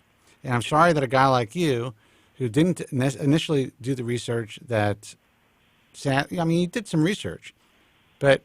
Yeah, no, like, actually, no, the funny thing is I actually was watching your program, and, like I was watching your program beforehand. And you're like, these guys are full of shit. I'm fine. Yeah, I'm not gonna lie. Like, in the beginning, I'm like, there's something, like they give good information, but, like, I feel like, but they just got me with, like, the hair thing. Like, when they explained it, I was like, you know what? These guys might move more hair, whatever, blah, blah, blah. But, like, I didn't get the concept of, like, I guess they could be moving more hair, but it's not really state-of-the-art. It's not like they're using these microscopes to, like, actually, like, separate the grafts into, like, the way it could look more natural. They're just, like, mistaking shit. Like I had a bunch of Latin, Hispanic, like people that I think he got off the street that same day, like doing my surgery. Like it's just crazy. Like I just can't. Like, are you saying that he drove to Home Depot to get the help? I think so. These women did not even know English. I was just there like, what? I will tell you this. That would actually be a very funny experiment and documentary. It would. Because I guarantee you that we can do that. We can sell a surgery to somebody. We could actually drive to Home Depot, get a bunch of guys, set them up in scrubs, have them ready, and say, look, this is all you have to do. And the person will not say a fucking word and sit there until we have to let him know he's been punked. That would happen. You would even see, even if the guy had paint on his hands, you'd still be sitting in that chair saying, that doesn't look right, but you'd allow him to do surgery on you. That's how people are. Yeah, I just couldn't believe it. And I'm mad skeptical, so I just couldn't believe that they bamboozled me like that. I was just like, what the fuck? And I was real close to going to the second one. So now my second one, I'm like, so I'm calling you guys to make sure that I can get the best possible outcome. Because I did read some reviews on his page that's just a bit in the, I don't know, it was just a little weird. The women were actually saying that the grass did not grow, and they were African American women, so I guess their hair is a bit more curlier, and mine's a bit curly too. So I was kind of putting two and two together. I'm like, damn, I don't know if that could happen to me, where the grass just don't grow, and then have to go through the procedure again. So I'm just trying to find someone that has the least possible, that's going to be tough. You're going to find negative reviews about everybody. Dr. Charles has a lot of experience, and he's definitely done a lot of work and helped a lot of people. And there are other doctors in your area as well that you can check out. I know that you went to see Dr. Rose, if I remember correctly. There's Bernie Nussbaum. You got Alan Bauman. You got Jeff Epstein. You got a lot of real professionals, real hair transplant surgeons in your immediate area. The one I saw Rose too, but I don't know, it's just something I guess I just go with gut feeling, and I guess out of both of them, I think I like Dr. Charles more, but That's good. But just remember, you went with your gut with your first procedure, right? I just went because I wanted hair. I didn't even know what the fuck. They saw you coming from a mile away, my friend. They saw me coming from. I was I was coming from a mile away is the word. I literally talked to them, and within 2 weeks, Spencer, I was in the chair. It was that bad. And you were watching our show. What did you think was? No, I was casually watching your show. I was. So it was casual, but still, when you heard us talking about the industry, what did you think our motivation was?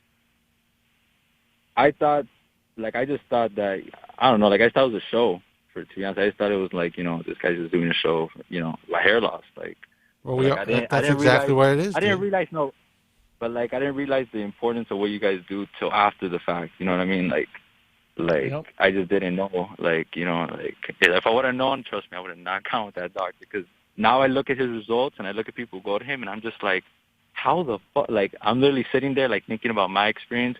And these people are there in the chair, and the doctor's showing the results off, if they're good. And I'm just looking at the head, these huge graphs, sitting there. But what I don't understand is there's really very little economic advantage, in my view, for him or for these guys to perform procedures like this. It wouldn't cost him a lot more money to do it right, or to hire the right staff. They could actually charge a little bit more, and the results, and have a lot of really happy patients. I don't understand and they can still move just as much hair. Yeah, I don't understand the psychology of these guys, and if they really believe that this is a better, aesthetically better procedure. I mean, if it's just that they have really poor aesthetics, I don't know. I can't figure it out. There's a mentality that goes along with running a clinic as a doctor or as a consultant. There's a clinic culture that develops to where we're better than everyone. And instead of taking criticism for what it is, as being the potential to learn something new, they're taking it as an attack.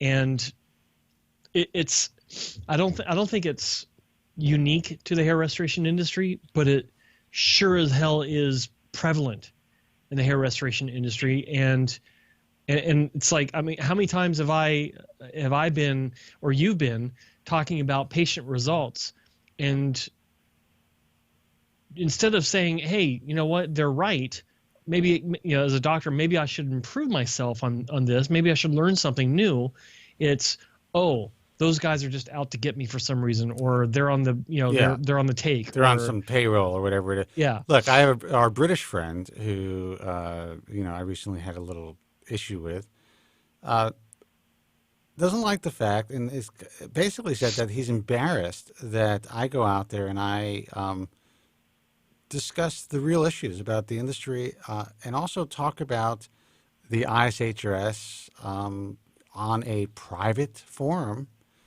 and talk about, you know, the issues that they've had over the years of not necessarily doing everything that they could to, in my view, protect the field, protect consumers, drive the industry in the right direction, create an atmosphere for smart consumerism, you know, just all the basics. And he doesn't like the idea that I am somehow, in his mind, blaming the ISHRS for the current state of the field. Well, let's face it, guys. You know, why would people like this be existing in your field if you guys did things right all along? If you guys set the tone, if you guys didn't create this fucking commodity that is the hair transplant industry. This isn't a recent phenomenon, what's happening now. Now it's just out of fucking control. You lost the reins. It was a small group of low-hanging fruit before. Yeah. With a smaller group of guys who really cared. Now it is the wild fucking West all over again. And you guys lost complete control. And we have callers like this caller who saw some doctor who has, you know, whatever experience he has, who was able to have the right PR person get him on Dr. Oz, and now he's out there trying to correct his life. Oh no! Let me just interject here and say that our English friend should be ashamed, but should be more ashamed of saying that there is no danger involved with hair transplants, and that FUT and FUE surgeries are minor cosmetic surgeries and one of the safest and most popular procedures performed today as part of his own website's FAQ. That's what he should be fucking ashamed of. And that's fucking disgusting. And I honestly believe that the ISHRS should take that and say, hey, listen, you know, this is not what we consider to be truth in advertising. This is a real, you know, cosmetic surgical procedure that has possible downsides that can, you know, cause people to have significant complications. Yeah. Even in the best hands. There's no such thing as a totally safe surgery. Doesn't exist. So you're right. Our British friend really should take another look at himself and say, what exactly are you fucking thinking, man? Is it that important that you're part of some club and that club isn't being, you know, scrutinized? Is it really that important, or isn't it better to kind of up your game? Well, and that's what it comes down to. It's investing in yourself. So, all right, man. Listen, I wish you the best of luck. I would say that, listen, I can't guarantee anything, but Dr. Charles has been doing this for over 20 years. You're in good hands. You don't have to jump into surgery. See what you know, the laser hair removal ends up being like. You know, make sure that's doing all that first. Say that again. Yeah, I was thinking of, like, before I do anything, just getting it completely lasered off. Yeah, do not jump into surgery. Just don't do it. There's no point. You can have more consultations. I think you're going to come away with, I mean, I think the one thing Dr. Charles will provide you with is a really honest assessment of your situation.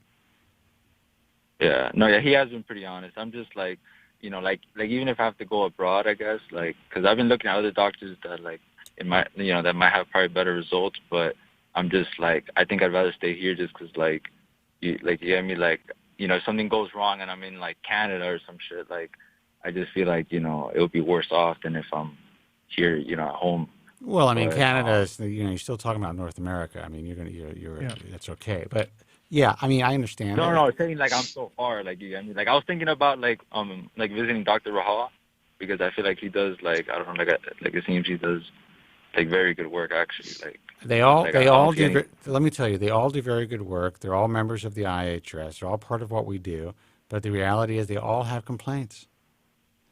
So you have to go with your gut. Base your decision on a personal experience with the physician. You know, you can even ask to see more work, since you're local. Take your time. Yeah. All right, man.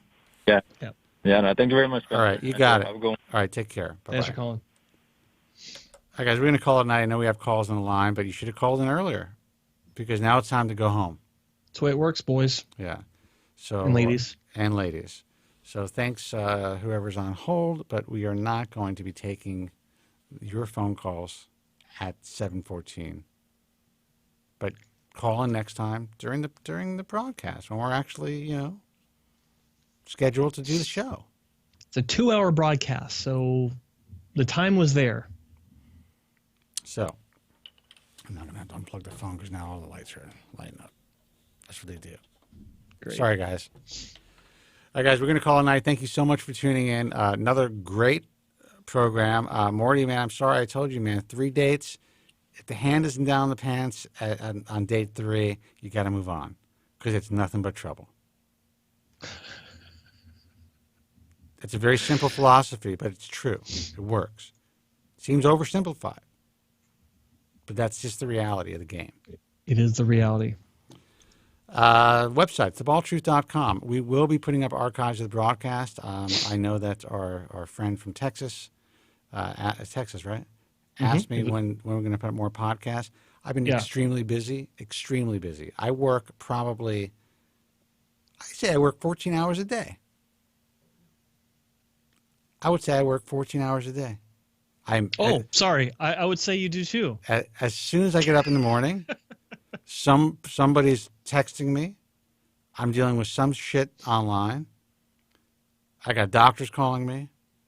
Then I'm dealing with all the other stuff that I have to deal with. And what time is it now? It's 7:16 in the evening. I started work at 6:30 today. I wasn't quite that early, but I'm the same way. I wake up and I've got messages from clients in Europe and, the group that we're in. And yeah. We work a lot. I think we are the hardest working guys in hair loss. I don't give a shit what anybody says. I will agree with you there. And Dr. Alan Dowman. That's a busy dude. Yeah. Website's thebaldtruth.com, IAHRS.org for the International Alliance of Hair Restoration Surgeons. You're going to be seeing a lot of changes in the organization, positive changes that are really going to help to even further empower hair loss consumers, potential hair transplant patients, and also those physicians who really want to save this field.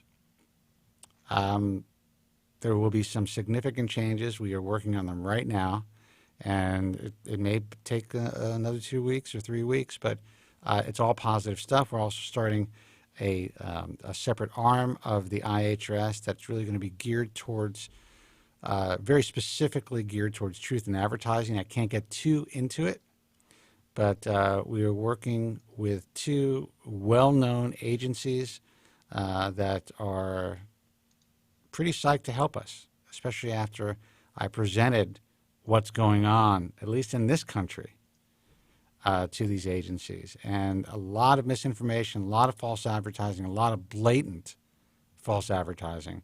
That's going to end. And those who continue to do it, sadly, will not be able to continue to do it. Not sadly for them, but luckily for you guys, won't be able to continue to do it for very much longer. So I would say that all of you guys who are putting out a lot of bullshit about scarless procedures, that are putting out, things that make surgery appear like it's not surgical, now's the time to get your shit together before the shit actually hits the fan for you. That's not ominous, is it? Not at all. Yeah.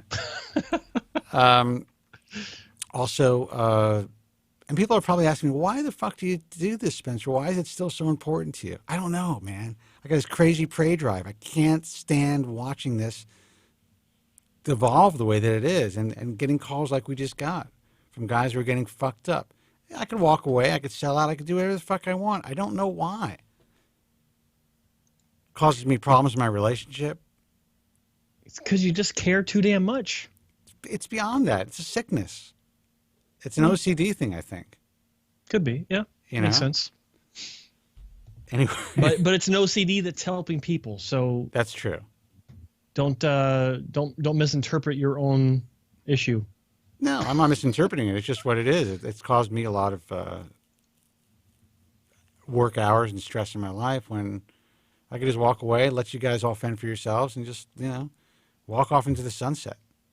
Yeah. Especially when I'm dealing with these doctors, I'm thinking, you guys are so fucking lost. You guys are going to lose everything. And you're going to allow patients to be harmed. What's wrong with you people? Anyway, Joe, give out your website. My website is hairtransplantmentor.com. It's got my full story, full history from beginning to... Is there an end? God, I hope there is. It's not on there yet. The end is death, going. my man. That's the end is death. Yeah. You get to see my entire history, surgical history, my employment history for the past 15, 16 years, showing you what it's like to go through a hair transplant far too many times than any one person should. I also happen to have the most comprehensive hair loss and hair transplant glossary on the interwebs, so bookmark the site, take it into any consultation with you, and if you don't know what the doctor's talking about, you can look that shit up right on your phone. How's that for convenient? That's very convenient. Hairtransplantmentor.com. And apparently you have the most extensive porn history on your website as well. That's a different computer. Okay. Yeah, different computer. Yeah. The other websites, we have our supporters, starting with let's do the French forum this time. That is the International Hair Loss Forum. I think it's, hang on, get the actual domain real quick. It's international-hairlossforum.com, primarily French in language, but universal in meaning. You like that? Huh? Because hair loss is universal. Like it is. Yeah. That's off the top. It affects everybody. I get it. It does affect everybody. Yeah. They're great supporters of ours. They have recently allowed us to start streaming through their web resource, and we certainly appreciate it. That's international-hairlossforum.com. After that, we've got bellicapelli.forumfree.it. It sounds funny because it's Italian. It sounds funny. Great resource run by another guy that we know who is a great supporter of what we do. He also is just a great guy. He says he's just a guy, but we say he's a great guy because he is. He's a repair patient. He understands what patients are going through because he's one himself, and a great website with a lot of traffic, a lot of people sharing their experiences. That is bellicapelli.forumfree.it. And finally, we have, back to English, hairlossexperiences.com, primarily a British-based forum, but being the interwebs, everyone's got access to it, and it shows because it is growing like mad. Lots of patients sharing, and you got clinics sharing their results, and people asking questions, people answering those questions, and of course they are broadcasting or sharing this broadcast through their web property as well.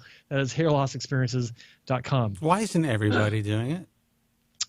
Doing what? Just embedding the broadcast. What's the big fucking deal? It's helping people. Oh no, I was asking. I was talking to one forum owner, who shall remain nameless, and he said, "Well, you mentioning my forum doesn't really do anything for me, so it's not a fair trade." What does that even mean? Do you want to help people or not? Yeah. Well, whatever. We're not promoting anything. Whatever. We're not selling anything. Look, it is what it is. Anyway, what do you do? Peoples are peoples. Well said. And there's a lot of really, a lot of selfish people in this industry. Misguided. A lot of them are lunatics. Just a lot of sociopaths. At FSK in the chat room, thank you so much. He says, Joe, you say all that off the bat or read it if something because it's perfect every word every week or something like that. Thank you. No, it's off the top of my head, and no, I screw up. He's a pro. He's a pro, dude. That's what we do here. That. Broadcasters. Got to be good. Now Joe's really, he's really shining, man. And my goal is so at some point I can just really get out of here and just let Joe take over.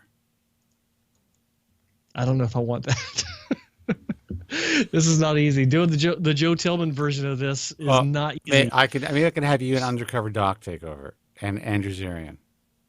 Good times. There you go. All right, guys. Until next time, and I don't even remember the rest of the websites. Until next time, be strong. God bless, and thank you so much for listening. We will see you on Friday. Take care. Thank you very much. I'm sorry for any inconvenience you may have been put to prior to the program, and I'm glad you enjoyed it. And if you could now leave by the exits at the rear, that'd be splendid. Thank you. Good night. I always hear a lot of guys calling in, and they're always like, down and out about their haircuts. Sure. I lost my hair when I was 16 to 17 years old. That's heavy. Oh, man, I'm sorry to hear that. No, it's all good, man. And the funny thing is,